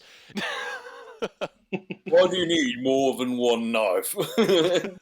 Garroth, don't worry about etiquette today. It's fine. Especially considering this is a stew, Garroth, and you eat stew with a spoon. So yeah, that just really baffles you. Well, no, the knife is obviously for fighting off other dice. No, that's a butter knife. It's for buttering your bread. I wonder why it was blunt. Garroth, which one do you suppose is the bottom scratcher? Ooh, that's a good question. The one with a slight curve to it. There is a fork with a slight curve to it. Try it and see.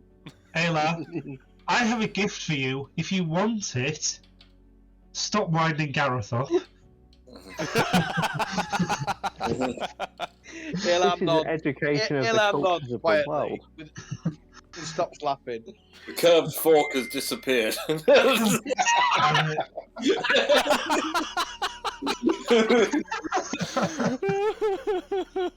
Sorry. God. A few sessions later. What's this? Oh, add dear. a curved fork to your inventory. And this picture, he's just kind of got stuck in his butt crack and he couldn't get it out. Sorry. Or he becomes a whirling dervish with like two-handed weapons and a curved fork between his cheeks. Good grief. Oh dear. As there is some laughter at the table, and it seems to almost like cut the atmosphere a little bit. The tension in the atmosphere, it kind of cuts it. It makes people feel a lot more kind of at ease and kind of forget about the what's sort of been happening, and it's a nice feeling. It's a nice feeling, and you even see Camden, your dad, even gives a little chuckle at some of Gareth's stupidity at the table, and what's going on, and which is actually since the Shadow Ivy took the Fea de Santra, it's the first time you've seen him crack a smile, and he does so, and then automatically it almost kind of like drops a little bit again, as if he kind of remembers what's been going on. But yeah, and he's still quite silent. You see your mum kind of tap him on the shoulder and sign to him, "It's going to be okay." And he just says, he responds quietly, and you probably clock onto this conversation, Raljan, more than anyone else. He just says, "I know, just... and if it's not, we've lost everything." And she just she signs back, "Not everything. We still have our family." And she kind of rests her head on his shoulder. I just because I know it'll wind him up and it'll wind Coda up, I said, "Besides, you've got the best shot here going to the Feywild." Coda just kind of goes, "I'm not going, Raljan." I know. You beat me to it.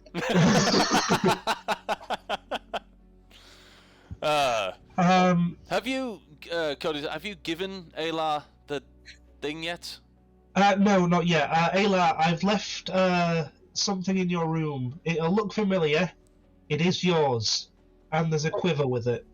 Thank you very much. I do appreciate this very kind gift. Thank you. Just put it to some good use. You know, make sure that you use it to protect the party that you're with, and yeah. I'll get a report from Raljan to see how well you use it, and maybe we can see about getting it some upgrades. Thank you. Will do. You know, speaking of upgrades, Coda, you won't believe what happened. My bow. My bow has now been imbued with the power of an ice dragon. Really? Wow. Which ice dragon? Are you talking about Dondon? No. Maybe. I didn't actually ask how it worked, but that is quite impressive. That is not something even I can't do. That's pretty cool. Maybe you'll have to show it to me. See how it, show me how it fires before you leave. When I get back. Okay. Oh, okay. No, that's fair. That's fair. Time is of the essence. But I think I better call it here anyway. I've volunteered my services to the guard. I'm going to be heading out to the Whitewood Forests tomorrow, starting an honorary guard duty. Putting myself in there. A lot of lizard folk have apparently been amassing on the outskirts. It looks like they're realizing that something's not quite right, and they're putting pressure on. So Lowell has asked me if I could lend a hand. So that's what I'm doing. So I'm going to bid you all adieu. Thank you for having me, and thank you very much for the stew. It was delicious, Raljan. Specialty dish. It is. You see, Relander's sort of still eating. She says, "Not as good as mine, though, right, Coda?" It's like, he kind of looks at her, and then looks at you, and is like, I like them both the same. And then he kind at the exact same time, Roland and I just go, "Coward." And then he will bid you adieu, and he will leave. Eventually, people start to finish off. Relan finishes off, and she's I'm gonna take the rest of this to my room. I've got some work to sort out, and she takes hers. Eventually, sort of like the food is finished, and the evening's starting to sort of like get quite late. When I say late, it's like 8 or 9ish, after the day that's sort of going on. And your mum and dad, your dad sort of stands up and says, "Oh, I better at least try to get some rest. I'm going to be needed. Are you coming, Vidiana?" And she just stands up and nods. Mum, just before you go, when are you planning to make the trip back to Neloon? She just signs back to you, "That's undetermined. I'm staying here as long as it's needed." Okay. Good night. She signs good night, and your dad's already kind of made his way towards the door. She just kind of turns, looks towards you all, and just signs back to you, and as if she's speaking to everybody, so it's not just directed at you, it's kind of looking around the room as she signs it. She says, "Get some rest. You are going to need it." And then she turns and leaves. I'm draining one of the pots.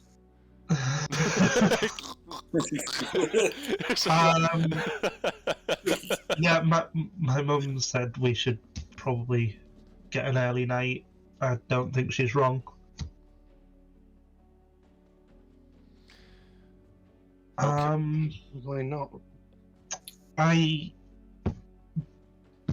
like to say thank you for this. Going into another realm for me, for my town. I know that's a lot to ask, and I know we've been together a while now, and you're my friends, but it's still appreciated. I'll just look at Garroth, look at Raljin, Just smile. Yep. Smile and just say, "That's what family does." And then I'm gonna head off to bed. Okay. Well, I'll finish. Maybe put some fingers in the bowl, wipe it a bit, and then follow Korvax. You imagine you just getting like one of the loaves of bread and just breaking it in half and just wiping it around just to soak up the rest of it. Oh no! By the way, Korvax, in your room you will find the entire set of that adventure novel series that we like, that I've forgotten the name of. Oh, yeah, the Scoundrels, Browncoats and Scoundrels or something. Yeah, something like that. Excellent. Yes. Okay. I'm going to be packing that.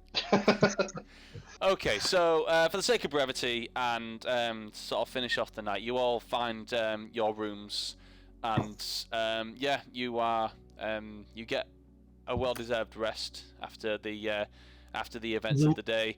Raljin... There was one thing. Oh, sorry. Go on. There was one thing I wanted to do before the night was over, which was to knock on my sister's door. Come in.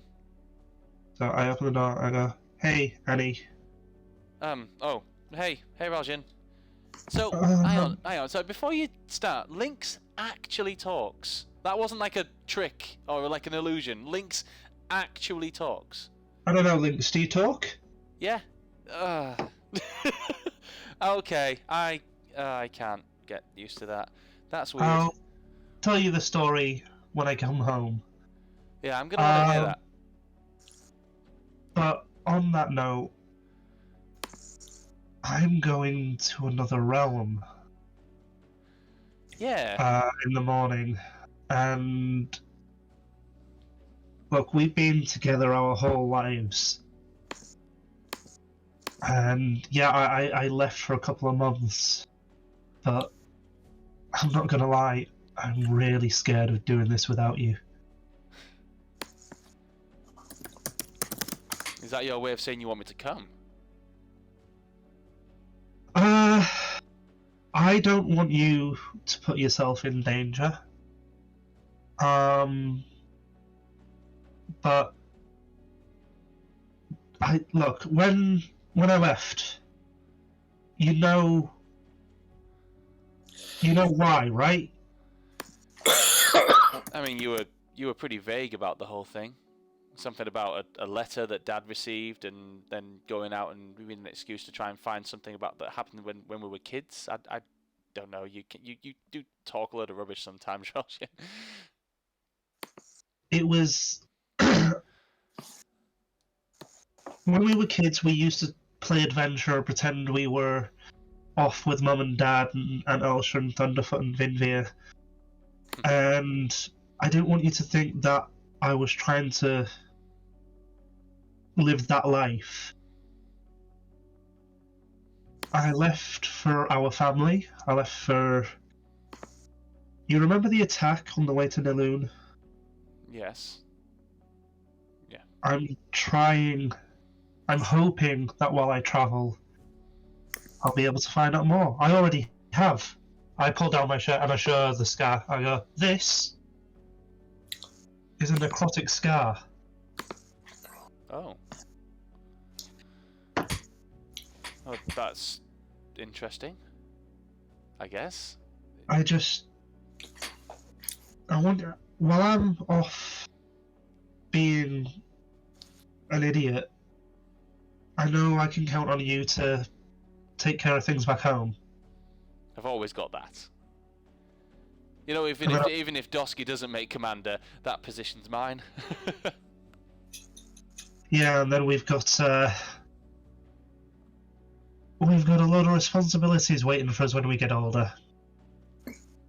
Yeah. But that's a long way away, really, isn't it? Yeah. And I punch her in the shoulder, just gently, kind of like, the sibling punch. She does it back, but a little harder. Yeah, and then a little harder still, and then I go, right, Eddie. Good night, Raljin. But, I'll see you in the morning before you leave, but please be careful. Yeah. What am I not? Please be careful. And she, as you leave, she closes the door, and yeah. As you actually, as you do that, Lynx kind of sits in the room, and she says, "I'm going to spend the night in here." Yeah, no worries. Yeah. Have a girly talk or whatever it is you want to do. Yeah, something like that. Yeah. Relan just kind of looks at Lynx and then there's a realization on the face, I can have girly talk with the cat. This is interesting. So Lynx, how do you want your hair doing? And then the door closes. Okay, we'll say you all head to bed. Raljin, even though obviously you're in the comfort of your own home, sleep doesn't come easy to you. There's a lot of worry on your mind with things that are happening with your home and the Fey of the Chantra, and sometimes it's hard to sort of get rest when you've got that suspicion that something else might happen while you're asleep. So it is tricky. You still manage to get your full rest, but it is difficult and worrisome. But having said that, everyone, you managed to get a full night's rest. You can have your spell slots back. You can fully heal up and everything. All your superiority if you've used them. A new day starts, and it's a quiet start to the day and an early start to the day. Raljin, you've probably been up hours before other people, with your probably getting as little sleep as you could possibly get, I think. So you managed to get a full rest, but you only get the minimum that you can get with a broken night's sleep. Everyone else, you wake up. There is you can help yourself to things like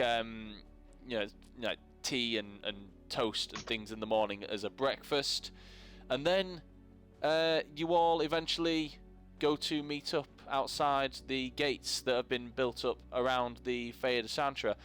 One thing you notice primarily here is that the streets now have been pretty clear.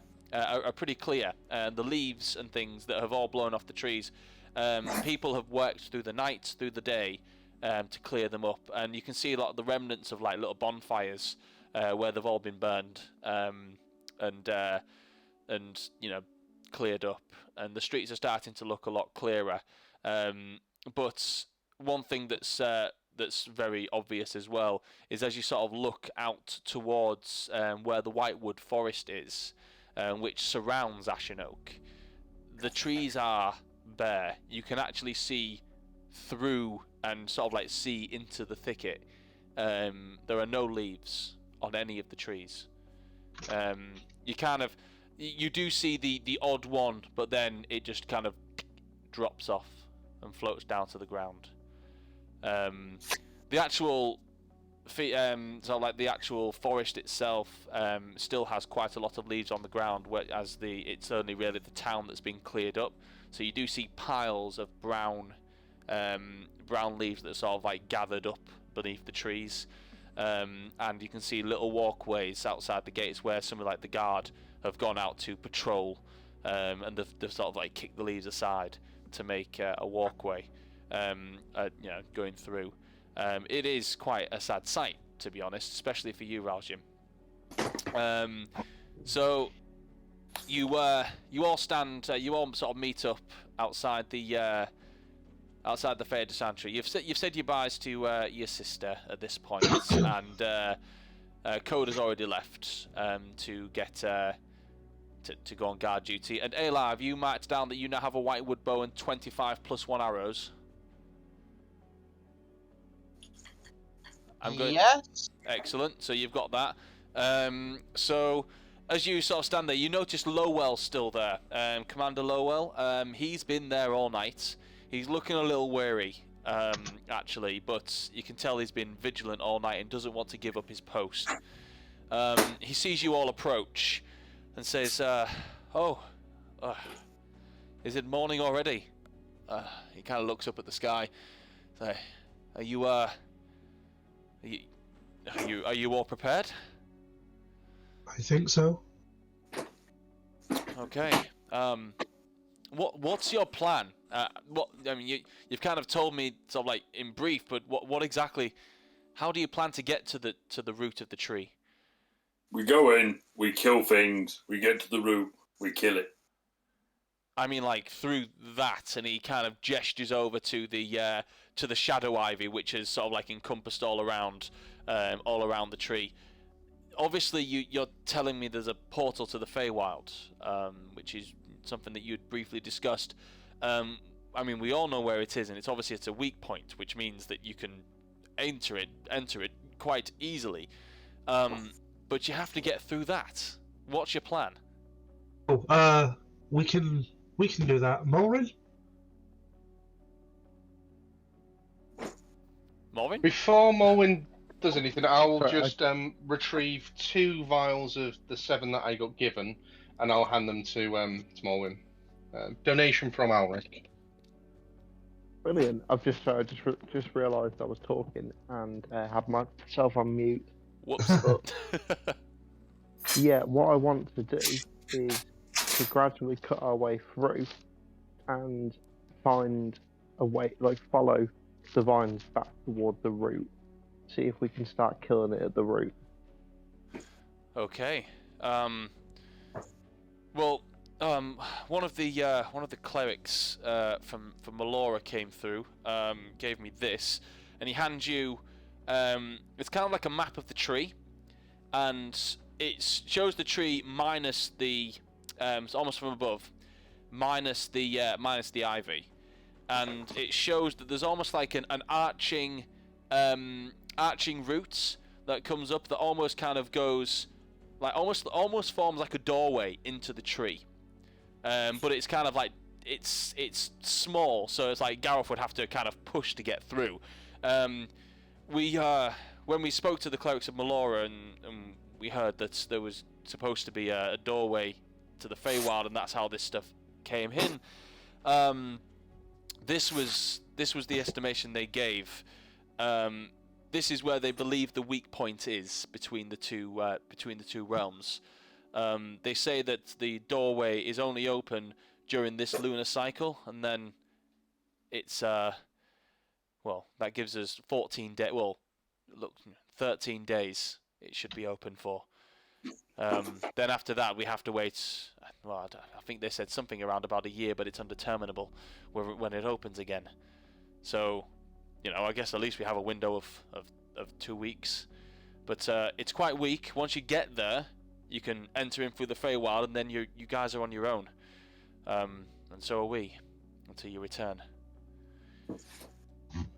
So, you said something about holy water. Is that how you're going to cut your way through? Partially, yes. We will cut through where we need to, and then from there we will trace the routes. Okie dokie. Right. Well, if you look on here, and you can tell he's really tired, and he's kind of like trying to hold himself up. He's like, if you look on here, if you cut through dead center, and he kind of points towards the tree. If you cut through there, really hack at the stuff, you'll be able to make it to the doorway, and then you can get through. But obviously, just bear in mind, the more you cut, it will eventually grow back, from what we've seen. So you do have to be quick. Are any of the lumberjack axes still nearby?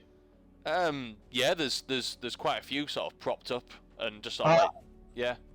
I pick one up and I say, Maureen, would it be okay if you douse this in holy water?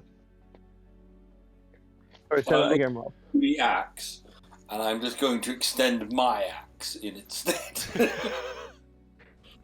I think I'm going to suggest that we retain the holy water until we're ready to use it. There is a limited supply.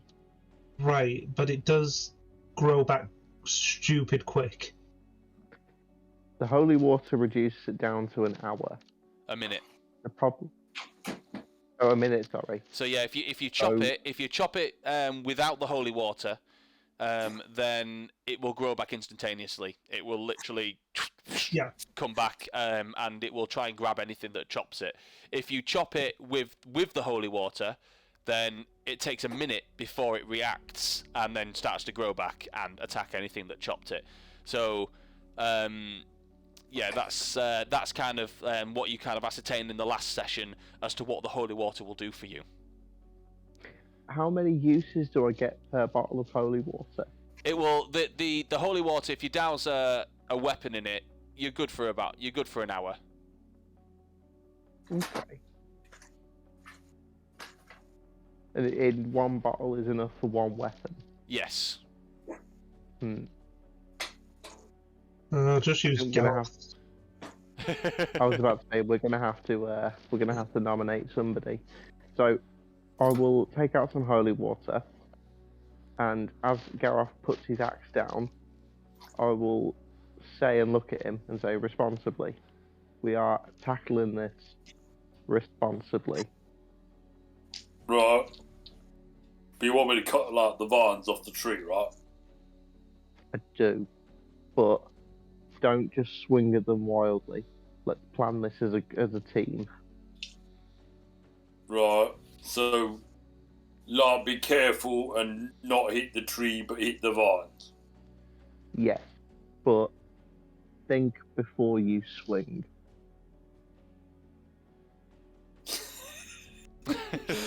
There's a dumbfounded look on Gareth. Okay. With this, I'm going to need a specific marching order. So, I'm assuming you're going to go in single file. Gareth at the front, chopping, and then everyone else sort of like in a line behind and going through. So, I'm going to need a marching order. Who's going in what, and who's at the front and who's at the back? Me after Gareth. I was about to say, can I be in the back of Gareth's like satchels that he's had me and Korvax in? Because I can be drawing the map of the area and prepping holy water. Korvax, Morlon, form Voltron. Yes, I will climb in the papoose. Okay. I too will climb in the I papoose. genuinely forgot about that. The papoose. Yeah, I mean, is that what you want to do? So you all want to form one form? So Morlon, Gareth, and Korvax are now one. Okay. I have a very specific way that you're going to do this, so it's kind of planned out. You've kind of got a way that you've got, so that your straight line that you've got to get through. You've got a DC to meet, to successfully chop it in the direction that you're going, and obviously it will start to grow back. So there's a specific way that you're going to go through this, and it's a challenge. So I'm going to need a specific marching order, and it'll have to be like a single file kind of thing. The papoose in this case probably isn't going to be as effective, especially when Gareth is going to need a full swing, and the papoose having someone there is going to disrupt that. Okay, I will go. I will not be in the papoose then. Can I still be in the papoose so I can draw the map and prepare things? I mean, if you wish, we can sort of invert the papoose, and then you're on my back. That way, you're not in my way while I'm swinging. we can have one of you on there. You won't be able to have on the chest because it would interrupt the swinging of the axe. If you want to go on the back, that would be fine. But it would only be able to be one of you. It would be Gareth. It would be Korvax or Morin. I'll deal with myself. Let Morin go on there. Okay. Brilliant. Yeah, Morin will hop in the back, and I'll start detailing the map. Just like anything that, whilst we're going through the Feywild, I'll be detailing as much as I can so that we don't get lost. Okay, well, you've got to get there first because you've got to chop through this bad boy. So, right, tell me your marching order. So we're going Gareth / Morin because you're taking up one space. Who's going behind them? Me. Raljin. I'll go behind Raljin. Then Korvax. So this is the important bit, the back. So just think when it starts to grow back, the people at the back. It might be worth having Ayla with another lot of a holy weapon there to kind of cover us. Are you on mute, Ayla? Just as a thought. Yeah, did you ask me a question? I was just sat waiting for a question. No, I was just saying, we're asking for the marching order. Where are you and Yarn going to be in the marching order? Well, I've got lots of nice weapons that I could use that if they've got holy water, if they're doused in holy... I mean, would it work if I got my +1 sword and doused that in holy water? I mean, that's up to Morin. Is he willing to give up the holy water to help cover the back? I think it's worth doing. I just don't want us getting cavalier with it because it's limited. Oh, no, it's just we want to make sure that we can all get there. After that, then we'll save the rest. Yes, that makes sense then. We'll douse Gareth's axe at the front and Ayla's sword at the back. Okay. Right, so the marching order, we have Gareth Morin, Raljin Lynx, because I'm going to say Lynx kind of in the same spot as you, Korvax, Yarn, and then Ayla. So Gareth has a holy weapon, and Ayla has a holy weapon. Okay, right. So we're going to start heading through this, and let me see if let me get some better music on for this. Right. Okay. So you approach the tree, and you can sort of see the vines, sort of like still you can see the wind as it kind of brushes through it. And you can hear those rigid leaves kind of blowing and making that rattling sound. Gareth, can you make your first swing attack at the vines for me, please? You roll me a d20, add your strength. Is there any trees by, or is this... Is there any what, sorry? Are trees... Is this sort of wrapped around the tree, or is it... this is kind of wrapped around the tree, but it's also extended out from the tree quite significantly. So it's almost like think the thorned bush, the thorned thing that like surrounds Sleeping Beauty's castle, like that kind of thing, but on a smaller scale around the tree. So it's kind of like pushed outwards, like a big bramble bush. Is there any chance of me hitting the tree at this point? Not at this point, no. No, at which point I will do reckless. Okay. Which point that's a crit. Okay, that is 2 squares that you managed to get in through. So I've got, you can't see my camera, but I've got a track that goes up, and depending on your successes, depends on whether you get through, and then you sort of go through, and it will grow back eventually. So you managed to make it in through the first 2, which means that, I bet I'm going to use a dice actually. So you are on the second square. and Ralston and Lynx are able to sort of push in as well. Korvax, Jan, and Ayla, you're still on the outside, so it's you've not entered yet. Right, that's your first one. Second roll for me. Right, anywhere near the tree yet? No, nowhere near. Oh, that's a bit shite. That's 18. 18. Just 18, like in total. Yep. Okay, it's enough to cut it down. That's that's just one square this time, so you managed to get in. So that means that Korvax, you step in. As you sort of walk in, you can see the shadow ivy is kind of it's rattling around you as you kind of walk in. It's almost like a tunnel. When you chop down bushes and sort of enter through, it's kind of either side of you and it's rattling. You feel like it's moving slightly, but you're not sure if it's just that or it's the wind. Right, Gareth, go again. Give me another roll. Still nowhere near the tree. Nowhere near the tree. Okay, that's 25. Oh, that definitely gets you through the next one. So Jan, you make your way through and into the bushes as you sort of walk in. Okay. You've got Ayla just behind you. He's got his sword ready just in case anything begins to grow in. But once again, you can feel it. It's almost like there's something living about this thing, and it's almost like it's tensing itself up, ready to pounce. Right, Gareth, go again. Tell me when I'm near the tree. I'll tell you when you're near the tree.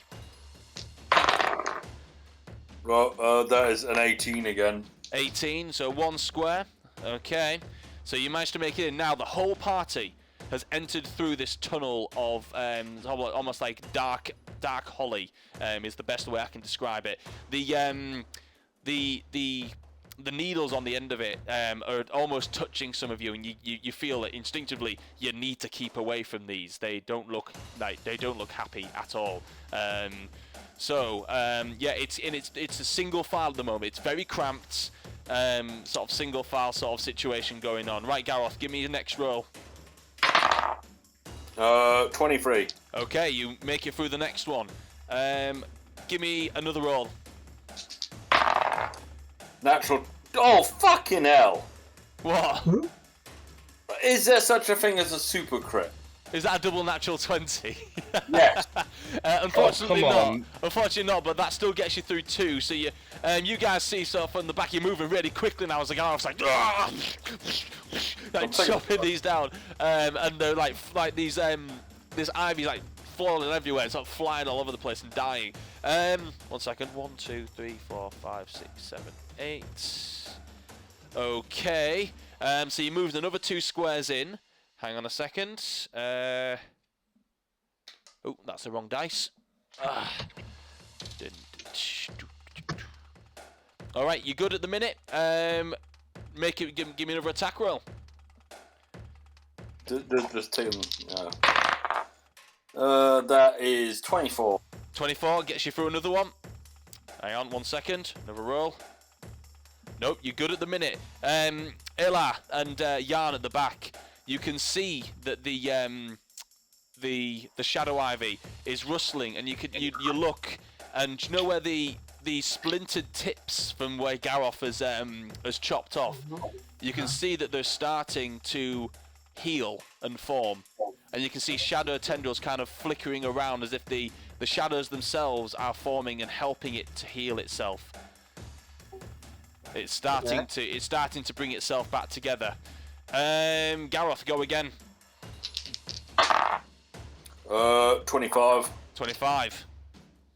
All right, you're still going. Hang on a second. All right, it's getting very etchy at the back now. Right, do you want me to slice it then? 1, 2, 3, 4, 5, 6, 7, 8, 9. It's not started to grow back yet, but it's entirely up to you. You can see it's starting to grow back. So it's up to you. What would you like to do?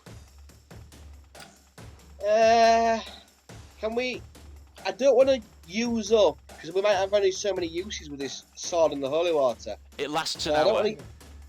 I don't want to use it if we don't have to. What does the team think?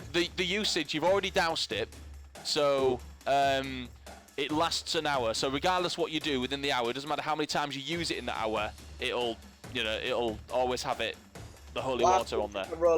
What happens if I roll a miss? Nothing will happen. Okay. You'll just miss it.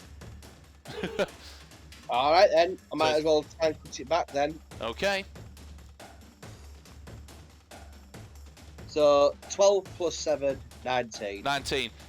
You notice that the shadows are starting to form as if, and you've seen this before when you were attacking it before, but it was more instant. The shadows will, and it would just snatch out at whoever was there.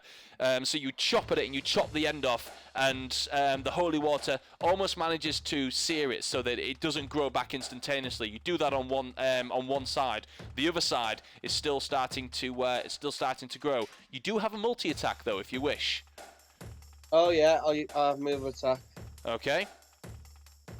So that's better roll. That's 14. Yeah, that'll. So the other side, you stop it. So you're stopping. You're actually putting a pause on that growth.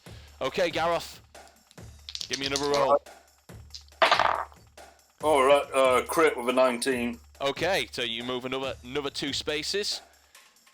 Okay, you're all now fully sort of like within this tunnel now. It's kind of going up around the top of your heads and around both sides of you.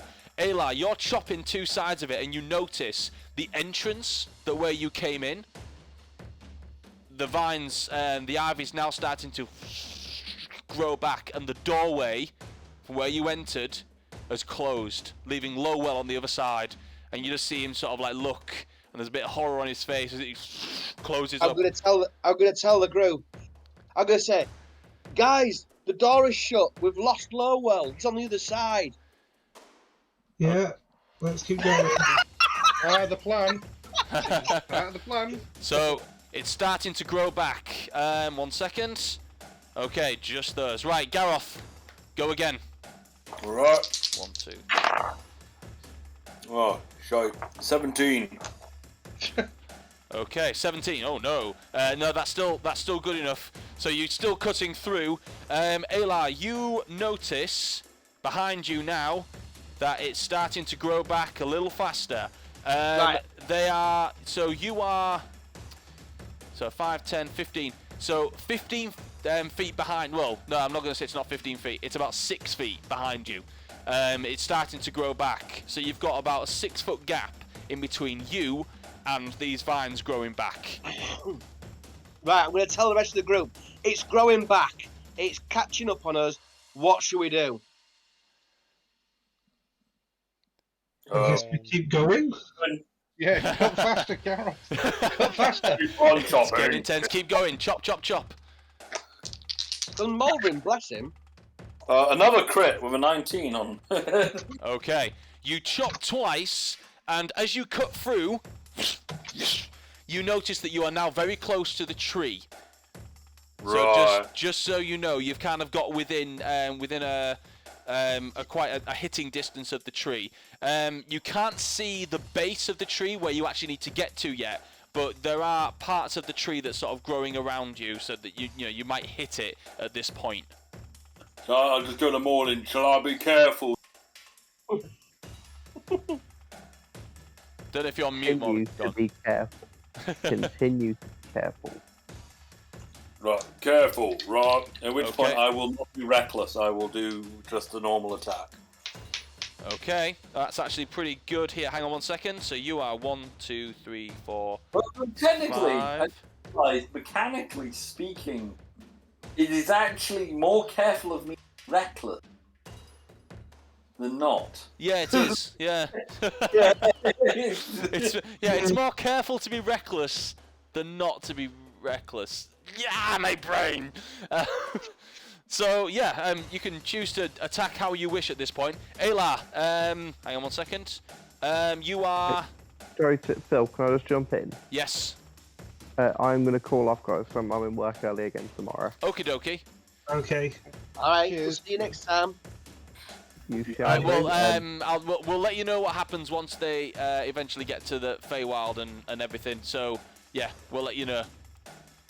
Cool. All right, Okay, guys. okay. I'll see you soon. All right. See ya, See you bye. soon, Ash. Thank you. I'm Right. just standing there now going like, Marlin, what should I do? What should I do, Marlin? Keep cutting. Right. The pace that you're making, Gareth, is really good actually, because you are now making a distance. So the 5, 10, 50. So it's about 8 feet away from you now. This as the vines are starting to grow back. So you're making. Gareth is like continuing to cut quite quickly, and is you're getting a good distance between you and these vines. But they do seem to be growing back quite quickly, cutting across and getting thicker. It's starting to get darker in here now. And anyone that doesn't have dark vision, which you all do, so it doesn't matter. Well, what happens is the colour begins to dim from where you are.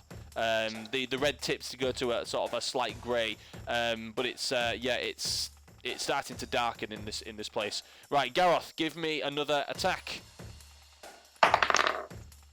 Okay, that is 27. That's enough to cut through. You're making headway, and hang on a second, that's another 2. Did you just say you're making headway? Yes, I did. I did the He pun. literally is. Yeah, I made a punny. Oh, Christ. 1, 2, 3, 4. Yeah, okay. But I will say, Ayla, you do notice now that the ivy is growing back and it's catching up with you. It's quite close behind you. I'm gonna slice it. Okay, you'll have to take a quick step forward to slice it. Is that okay? Yeah. Yep, so you take a step forward, so you are there within a couple of feet of it. Give me an attack roll. 18 plus 7, 26. Yep, you managed to slice that back. Oh. Excellent. Pretty fine. Yeah, you cut it back and with your sword, and it kind of pauses it for a while. Are you then going to move back to join the group, or are you staying where you are? I am moving back to join the group. You move back to join the group, that's fine. And Gareth, give me another attack roll. Alright. Being careful by not being reckless. That is 29. Oh gosh. Yeah, I'm gonna give you 2 for that. So you managed to push through. You notice, and Maureen will kind of look over your shoulder and notice that you are now quite close to the tree, and you can see what appears to be almost like a faint, sort of like a greenish, sickly greenish glow coming from the trunk of the tree, as you begin to almost like there's a dip down for where you sort of go to the roots of the tree. And there's almost like a faint greenish glow. It's ever so faint, but you can see it because of the darkness. In the distance, it's no more than about 6 feet in front of you. But there's quite a lot of vines and ivy that's sort of pushing, that's blocking that way. So we'll go that. Ayla, you move 1, 2. So the party is right. That's growing. Oh, that stopped growing, but you've got 2 more that's growing there. So you've got a gap there, but it's still growing fast on you. It's about 4 feet away from you as it's sort of pushing. It's still growing quite quickly. Right. I'm gonna step forward, slice it, step back. Okay, step forward, slice it. Give me an attack roll. Oh, it's a natural 20. Hey, I'll let you cut it down 2 for that. Well done. So yeah, you've cut it down, and it's left like a big gap there, which is struggling to grow back, which is great. That's giving you quite a lot of time. Phil? Yes. Given that my newfound deity is a deity of nature, and I'm hacking down a tree, isn't that, unless it's some sort of abomination, evil tree. Evil tree. If it's, oh well, that's all right then. I'm actually inspired because I'm serving my deity. Okay. Right, Gareth, continue the slicing. I continue the slicing. The slicing is only a 17 time. That's just 1 space there. But because of Ayla's efforts at the back, it's not growing back as quickly, so you've got quite a bit of time. So Ayla, you can see it growing, but it's thickening up, sort of like it's hang on, where you 1, 2, 3, 2, 4, 6, 8, 10, 12. It's about 12 feet back now, and it's struggling to grow back. You can see the shadows beginning to correlate, recuperate, and to get it to grow back, but it's not growing back yet. It's very slow because of the holy water that you sliced it with. So you've got, you've got plenty of time at this point. So Gareth, I'll let you have another go at it. We'll go for another slice. All right, 24. That's enough to cut that one down. You've got what you can see now is that sickly green glow. You can see it sort of emanating through the cracks in the bark on the tree. So do you know where it's sort of like the thick bark on a tree, almost like cracks? You can see almost like a sickly green glow, almost emanating through those, as if something's shining from within it, but it's only coming from a space in between, like a root that arches over, almost like a doorway.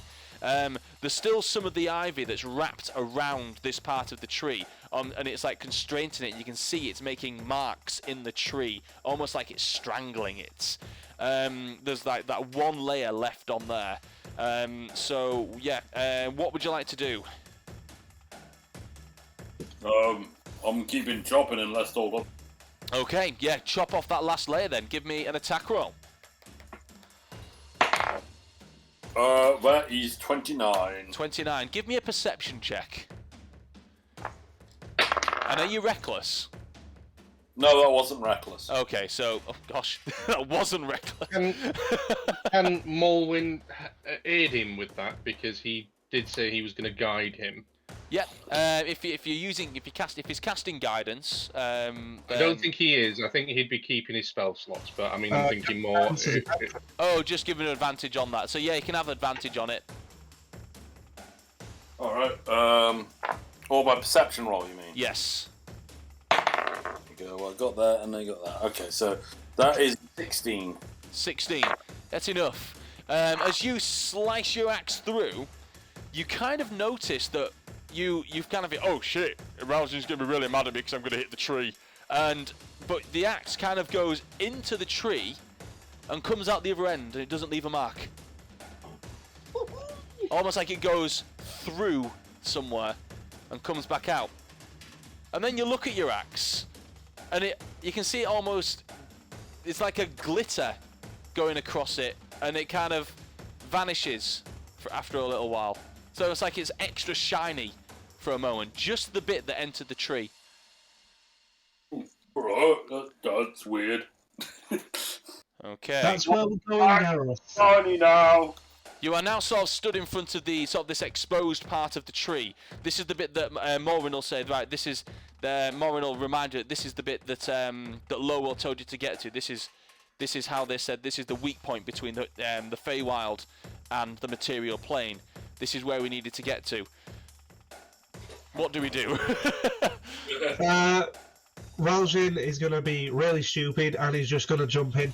He's just going to go for it. Give me, because you've got to push past Gareth to get through, and it's quite tight in there. So you're going to go through. Give me just a dexterity check to get through. Whatever will I do? Watch me get a 1 now. Yeah. Oh no, I did not. That is 20 something. Let me just find out what. That is 20. I'll say that you succeed. With 20 something, you just kind of push past and kind of do like a spin to get around Gareth and Morin, and Lynx goes under his legs, and then you just kind of whoop and jump through, and you just Gareth just in front of your eyes. And you see Ralston and Lynx just disappear into the tree. It's almost like he just kind of goes in. You see almost like a wobble in reality, and not just the tree, but everything around it just wobbles. And Ralston has just disappeared. I actually step through backwards and kind of salute, just kind of like, bye. Yeah, almost like that. It's a bit, you kind of have to duck your head as you go through, otherwise you'd hit it on the frame, but you kind of go through. Yeah. That's what you see, Gareth. All in the tree, just ate Ralston. Go through, Gareth. Get in there. Oh, all right, I will jump in. Okay, it's a tight squeeze for you. So you have to kind of like duck down and then kind of push yourself through to get through. But yeah, as you do, you kind of wobble, and Morin only just squeezes through being on your back. But yeah, what reality? Once again, Korvax, you notice as Garroth goes through here, reality wobbles and Garroth disappears into the tree along with Morin as well. You guys push forward. Deep breath and jump in after them. Okay. Ayla, you notice as they've kind of spent a bit of time wondering what to do here and then just going for it, the vines and the ivy are growing at an exponential rate at this point now, almost as if they know something's going on, and they're not intelligently, but they're aware of a threat. And they're growing quite quickly after you. Korvax jumps into this hole, and the reality warps. Jan, you sort of see this, and you kind of step forward. What would you like to do? What's my options for keeping myself safe? The only option for keeping yourself safe at this point is to follow your party, because it's instant death coming towards you down that tunnel. Yes, I'll follow them very quickly then. Yeah. Okay. You jump in through the tunnel. Okay, and Ayla, it's you left. And the ivy is growing really quick, like crisscrossing across this tunnel as it comes towards you. And you can see the shadows sort of forming around you, as if the ivy that's been cut down recently by Garroth is beginning to reconstitute and grow back ever so slowly. It looks like it's about to pounce and attack on you. What are you going to do? Jump in the tunnel. Okay. You immediately kind of turn and dive through the hole. As you do, reality warps, and for everyone, sort of at the same time, there is a flash of greens, purples, pinks, almost like a very blinding light that pierces through your eyes and your mind. It's quite. What's the word? It's quite gnarly. Really is the best way I can describe it.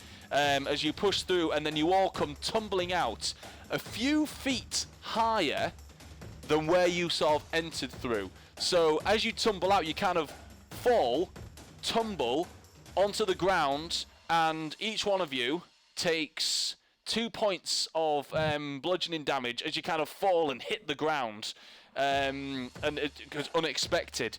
But as you fall out, you kind of look around and turn, and you're in what looks like a mirror image of where you were, minus the town, minus the ivy, but the forest is there, living. It's a living forest.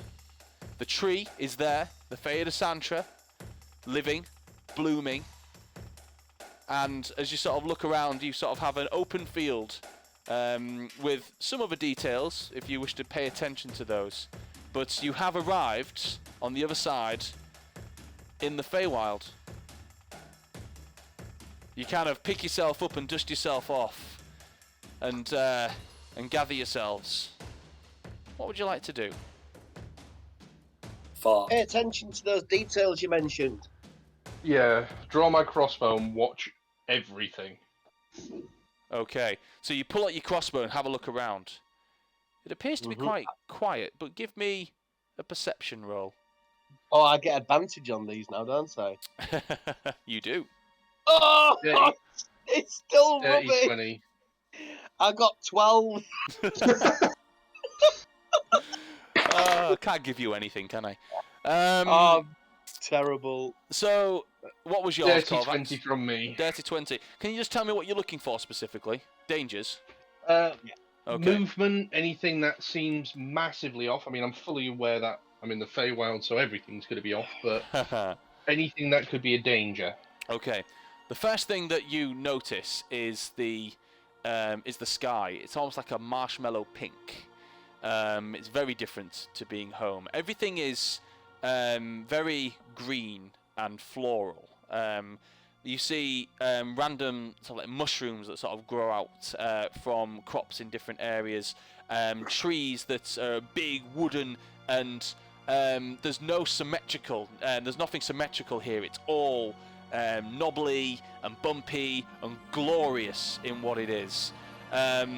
There's flowers that grow on trees that you would expect to just grow on the ground, just from the earth itself.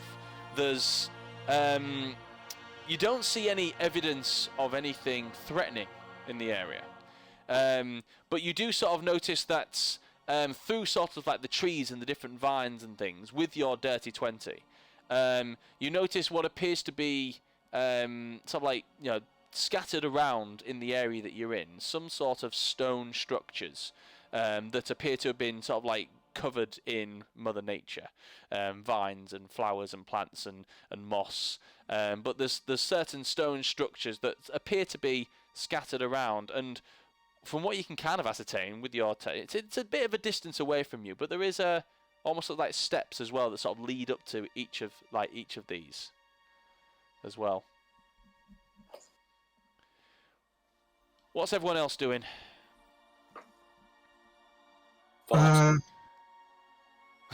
Gareth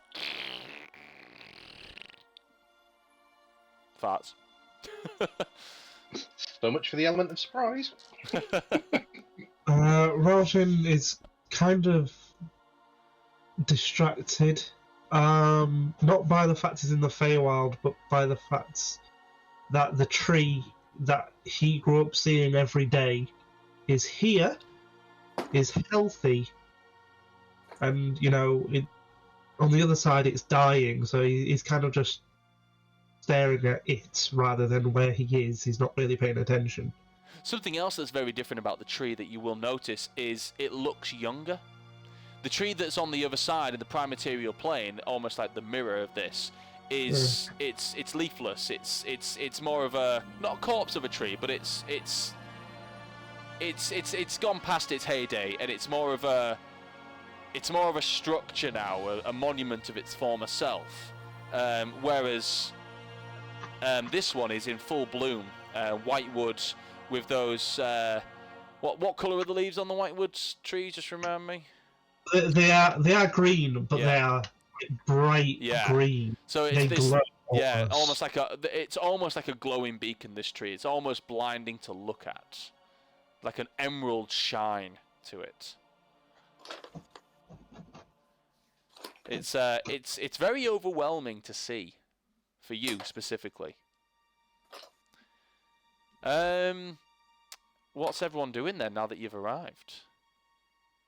I'll point out the steps, the stones, and I'm going to duck for the nearest cover and hide and keep an eye out, kind of cover everyone from the shadows. Okay. It's actually very little shadow here. The sun, you can't see where the light source is coming from. It's almost like the sky radiates light down from below you. So light is coming from all directions. So there's very few chance for you to find shadow here. I'm aware, but I'm going on instinct, previous kind of experience. Yeah, I'm just all I'm saying is like you from Korvax's point of view, you go to find a place to find shadow and take cover. You hide behind a rock and you realise that you're completely. It's almost like you're on the exposed side of the rock, and then you kind of look, and there's no shadow. You look down and you can see your own shadow, like directly below you, as if the light source was coming directly on top of you, which creates almost like a smaller circular shadow, and you can sort of like, as you put your arm out, you can see that almost like it's coming straight down. But then when you look over to the trees, you get that sort of feel as well, but then it's almost like the lights come down from the sides as well, which sort of creates dimmer shadows. There's very little in the way of darkness here. What now? Now we have to find the cause of the infection. I don't suppose anyone's ever been to the Feywild before? Morwin shakes his head. Slowly raises his hand. Put your hand down. I mean, I might be barking up the wrong tree, but where there's steps, there's usually people. Might be worth having a look, or at least having a scout up there. Okay, look around. Which one's the nearest one to us, or are they all sort of equidistant? Okay, so they're not equidistant. There's a few sort of stone structures and steps that sort of like in this area. What would be almost like a plain, but with like scattered trees and things. And then you can see these as you get closer and towards the steps. You see two of the stone structures, one on either side, one on the left side, and then about 120 feet to the other side, maybe a bit long, maybe a bit more, 150 feet on the opposite side. There's another set of steps that goes up to like a stone archway. Actually, I can't show you one here, but it's like a stone archway that you can kind of, yeah, you can see through it. It's just a stone archway there with the steps sort of lead up to it. It's covered in like nature, vines and moss that sort of hang off it. There's two of them, one on either side, and you can sort of see through the trees that you can see evidence of at least two others about another 100 feet back that are there. Would you like to check any of them out in detail? Head for the closest one. Okay. Yeah. Well, it depends on which side you go to. So, would you like to go to the left side, or would you like to go to the right side?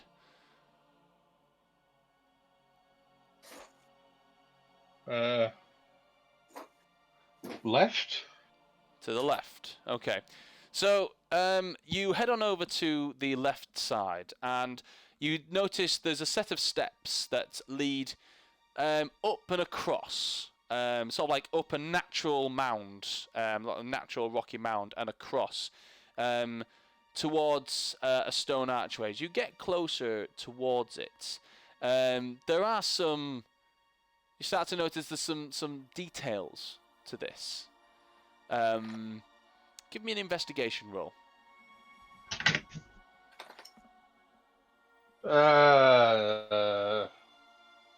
14. Okay. Well, it's better than me. It's enough. As you sort of like have a look, you notice there's a like on the top of the archway. It's kind of like sort of comes in, and that kind of comes to like almost like a point at the top, and arcs around, and it's almost like there's two creatures, sort of like stone creatures. They're kind of like round bodies, like pointy features on the face, and long tails which sort of come round and wind around. You'd recognise these to be almost like mice.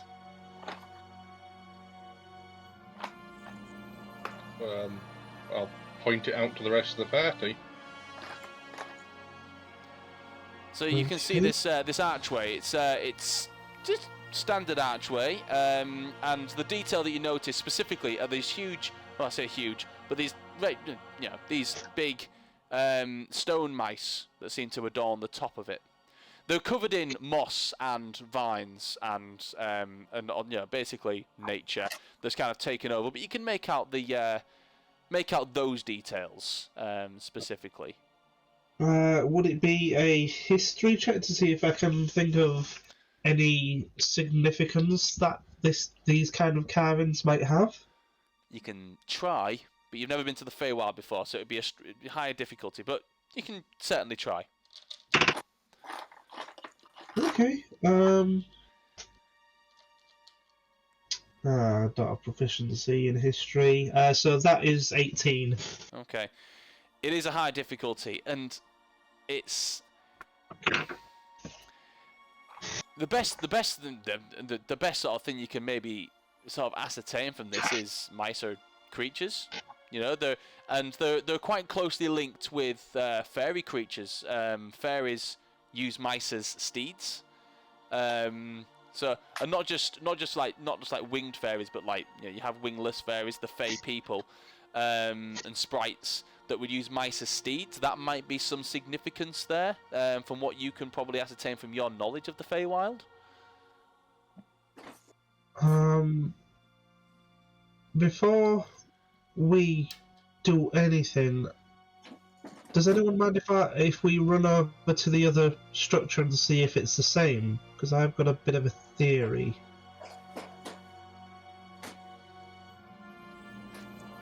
Oh, go for it. Yeah. So you head on over to the the right side, yeah. So put that there. Is it just Raljin going? Are you all going, or? I'll go with him. Okay. So you head on over to the right side, and there is another stone structure. And on this one, give me another investigation check. Raljin this time, because you said you specifically were going over. Yeah, okay. It's not great. It's 13. Okay. The details on this one are quite hard to make out. It's quite mossy, and there's it looks like it appears that a tree that was growing nearby has actually started to sort of like its branches have started to cover and wrap around some of the details on it. So it's really hard to make out. What you can sort of see, if I try to. I would like to know is, are there any carvings that are different to the mice, like in the same place they would be? That's what you would be able to tell. You can't tell what it is, but you can tell that it's definitely not the same as the mice. It's there's something else, another stone structure, maybe a creature, you can't really tell, on top, but you don't know, you can't tell exactly what it is. Kovacs? It's not the mice. Yeah, I'm just kind of covering him behind with the crossbow out. Can you, I can't quite see what this is, this carving. Could you maybe take a look? Sure. 19 on dice, so with perception or investigation? It would be... I would allow investigation, because you're taking a good long look at this. Or you can go for perception. 23, so, 19 on dice. 23. You actually have to climb a little. So you make your way over to the tree that's sort of growing on it. And you sort of climb yourself up onto there and have a good look.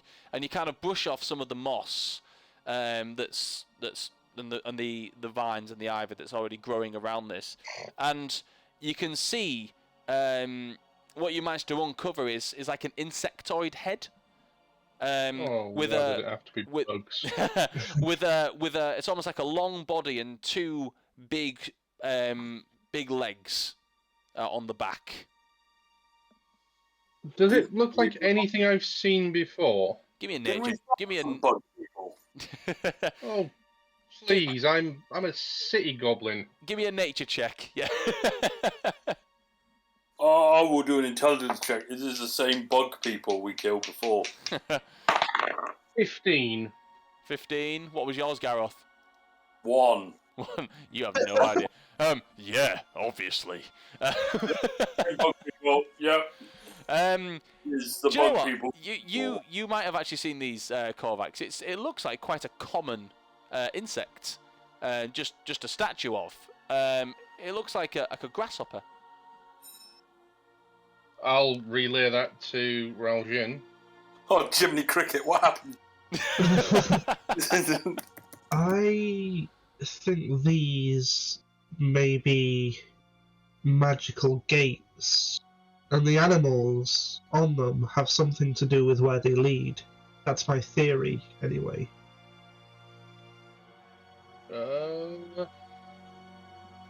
Okay. My theory is a wizard giraffe did it. Mike, stop giving away I the wasn't BB there. I wasn't aware of a wizard giraffe, and I'm just like, what? I was not with him when he had that conversation with Dusty. No, you weren't. I mean, we are in the Feywild. I suppose anything's possible. Yep. Suddenly, a wizard giraffe. No. Two wizard giraffes. Yeah, no. 8 wizard giraffes. No. No, I don't want a TP cow in my hands. No, definitely no more than 7. So, yeah. So, how would you like to proceed? So you've got your, so you've got the mouse and what appears to be a grasshopper over this side. From our vantage point, because you said I had to climb up and clear some shit away. Mm-hmm. Do I see anything else if I look over to where the tree was, where the rest of the party is? Okay. Is there any kind of movement, any sign that we're being watched or we've been noticed, or any buildings or anything like that in the distance that I can see? I love how paranoid you are. Give me a perception check. Well, Phil, this is testament to a year of playing with you, so I consider it I consider it a compliment. 16. Okay. You, from what you can actually notice from up here, aside from small wildlife, that might be maybe the odd bird flutters over, or you might be able to see bugs in the trees. You don't notice any other, like anyone that might be watching you or anything like that. There's nothing, no big creatures or especially sentient in the area. In terms of other buildings and structures, if you look northward or sort of like in the direction away from the tree, you see that it kind of goes on an incline, sort of up towards like the top of a hill, and there's steps that kind of go up to 3 other archways. It kind of stretches to around about what we got about 250 foot back or up, I guess.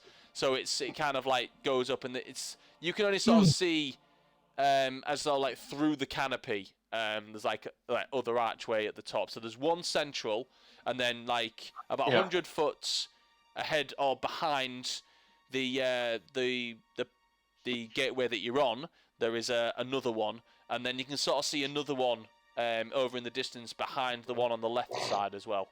Almost like they form like a U shape or a V shape going right back to the top of the hill. Okay. Well, if I throw Echo up, can I just see if Echo can get some height and see if there's anything else that they can see? Okay. So Echo flies up, and I always forget about Echo. So yeah, it's the same thing with Furret really, though, isn't it? So Echo flies up and is going to get a vantage point. Give me a perception check for Echo.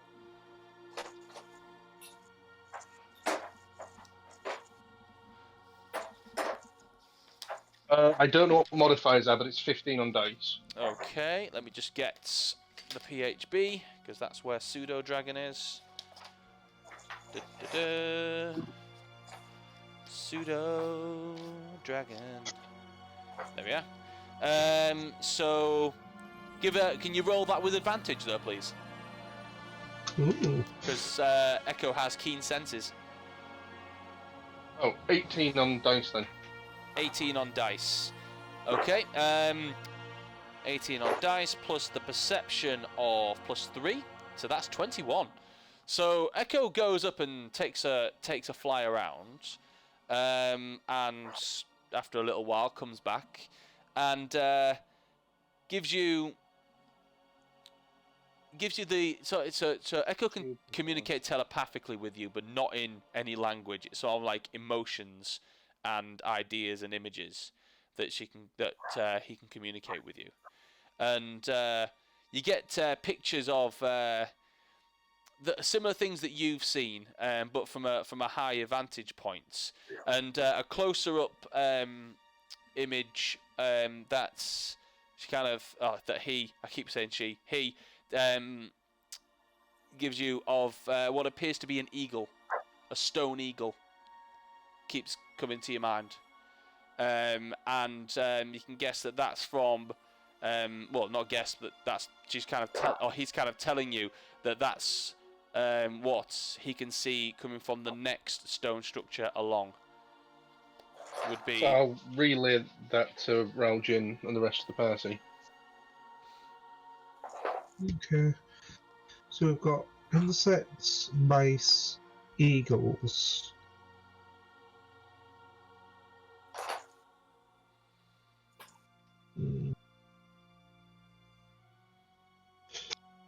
Let me. There's still 2 other gateways that that you're yet to properly examine. Well, from what Korvax will tell you. Do you want me to send Echo? I mean, if you're okay doing it. I'll just ask Echo if he's happy to go and check out the other 2 for us. Echo's happy to do what you ask, so Echo will fly over. Give me another perception check. Roll with advantage.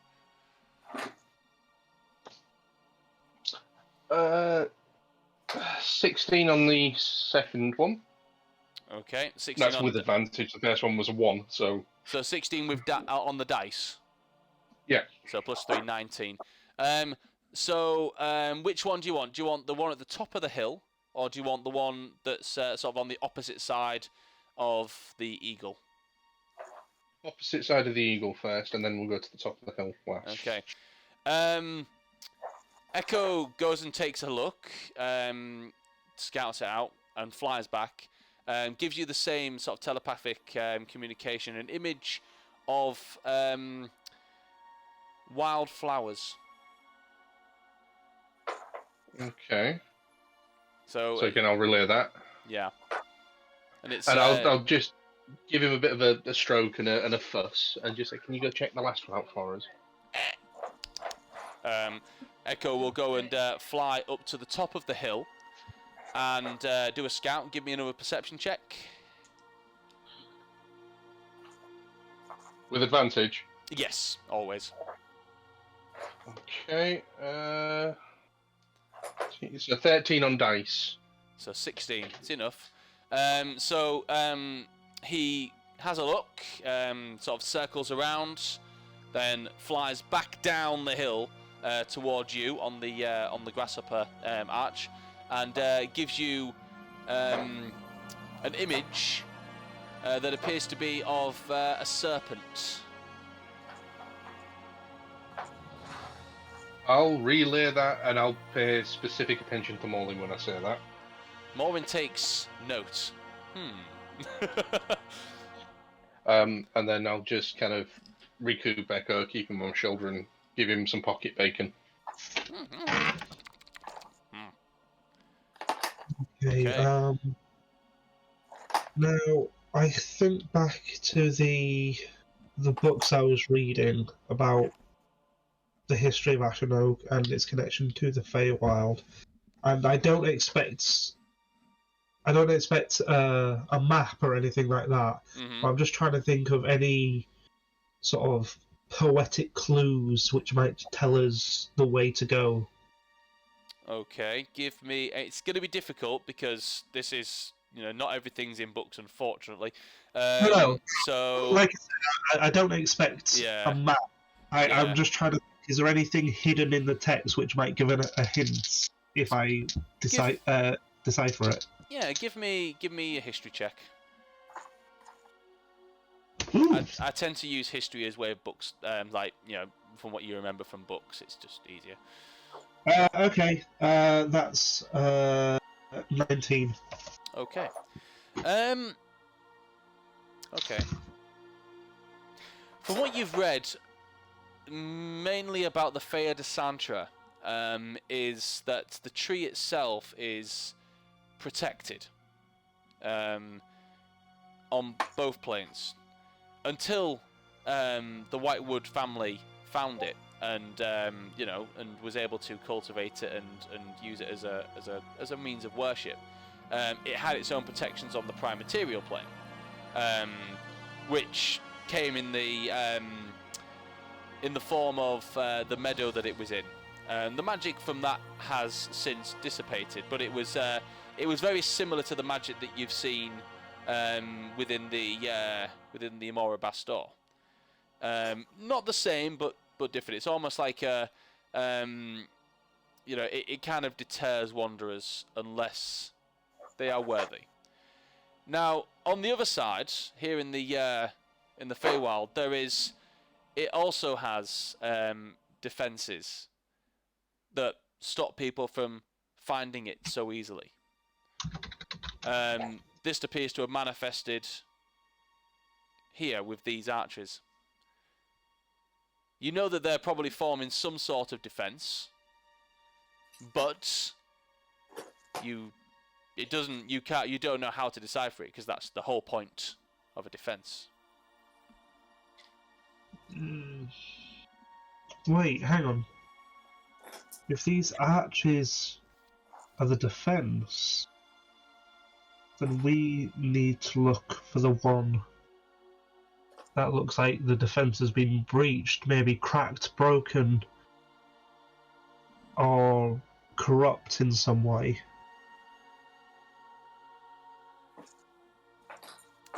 So, where would you like to go? Does that make sense? Yeah, and quick thing, Phil, does anything correspond with the layout I know of Ashenoak? Like, say, the Whitewood Mansion or the Fair de Santa itself?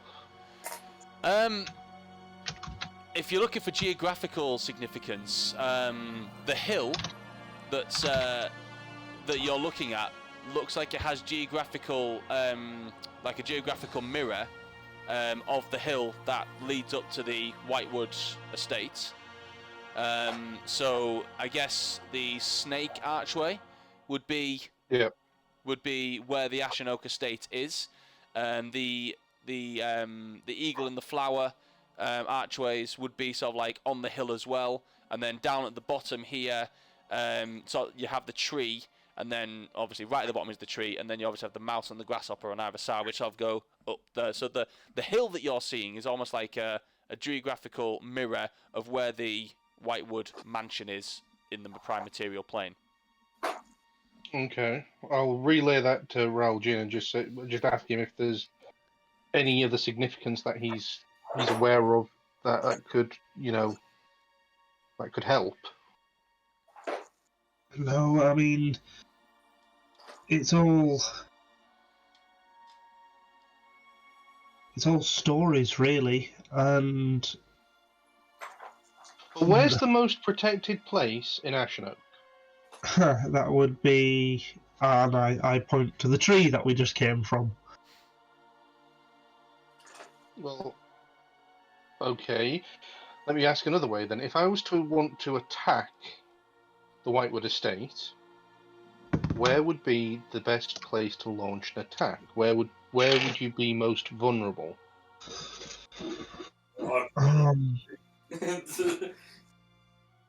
So what was that? I point at the tree. He's got a point. I don't know. I've never really thought about it. Ashenoak was pretty well defended. I mean, we used to tell stories that you couldn't make your way through the forest unless the forest allowed it. Of the visions that Echo brought back to me, were there any that was broken, or from anything we've seen so far? Like anything that seems corroded of any of the towers that we've seen so far?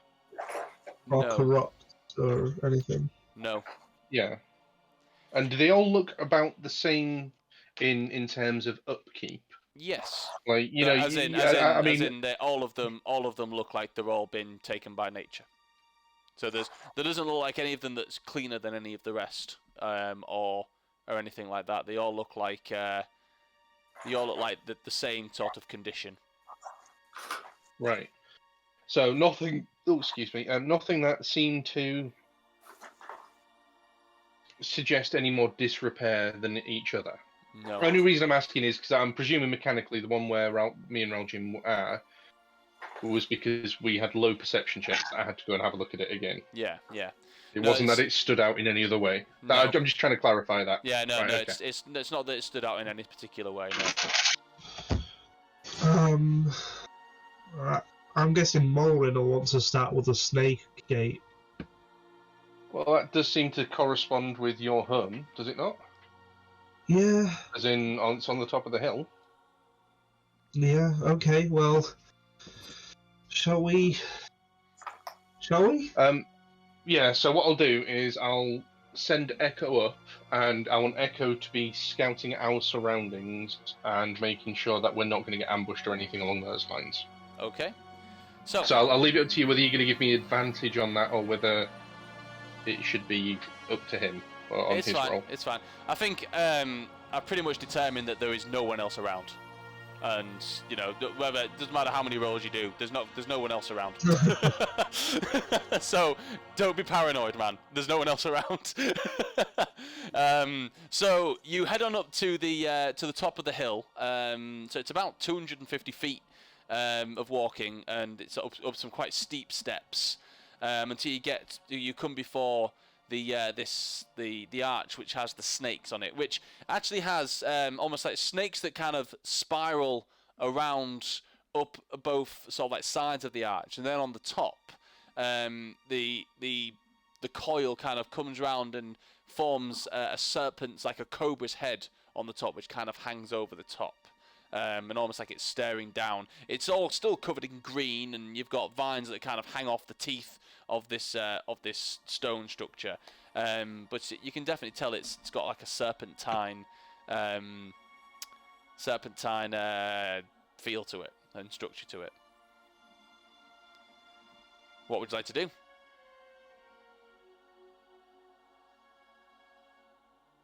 Hello? I guess we head. Do you want me to take point and scout it out? Okay. Yeah, we'll follow behind, I guess.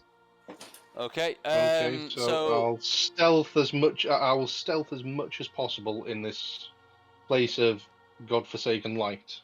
Give me a stealth roll.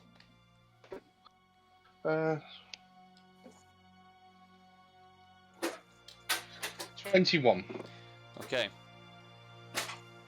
Like That's the with shadows. a roll of 12. Like the shadows in a shadowless place, you stealth your way up the steps and through the archway. As you head on through, everyone else looking upon, you step over the breach, and that's where we're going to end tonight's session.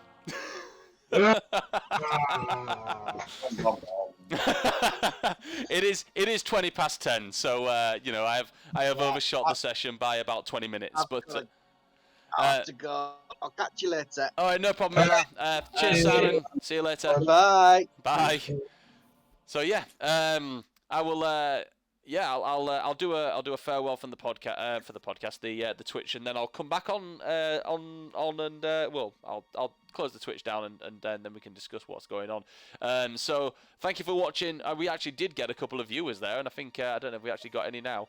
We have 2 viewers, probably you guys. I don't know, but thank you for watching. If you did, and yeah, please come back next week for more fun. And just to let you guys know, and to give any audience that might be interested, in 2 weeks' time, so on the 16th of March, we won't be running a session, I'm afraid, because I've got things to do at work. So yeah, so it's on next week definitely, but 2 weeks' time it won't be. So yeah. I'm going to stop the stream now, so thank you for watching, people that did, and hope to see you next time. Bye. Bye.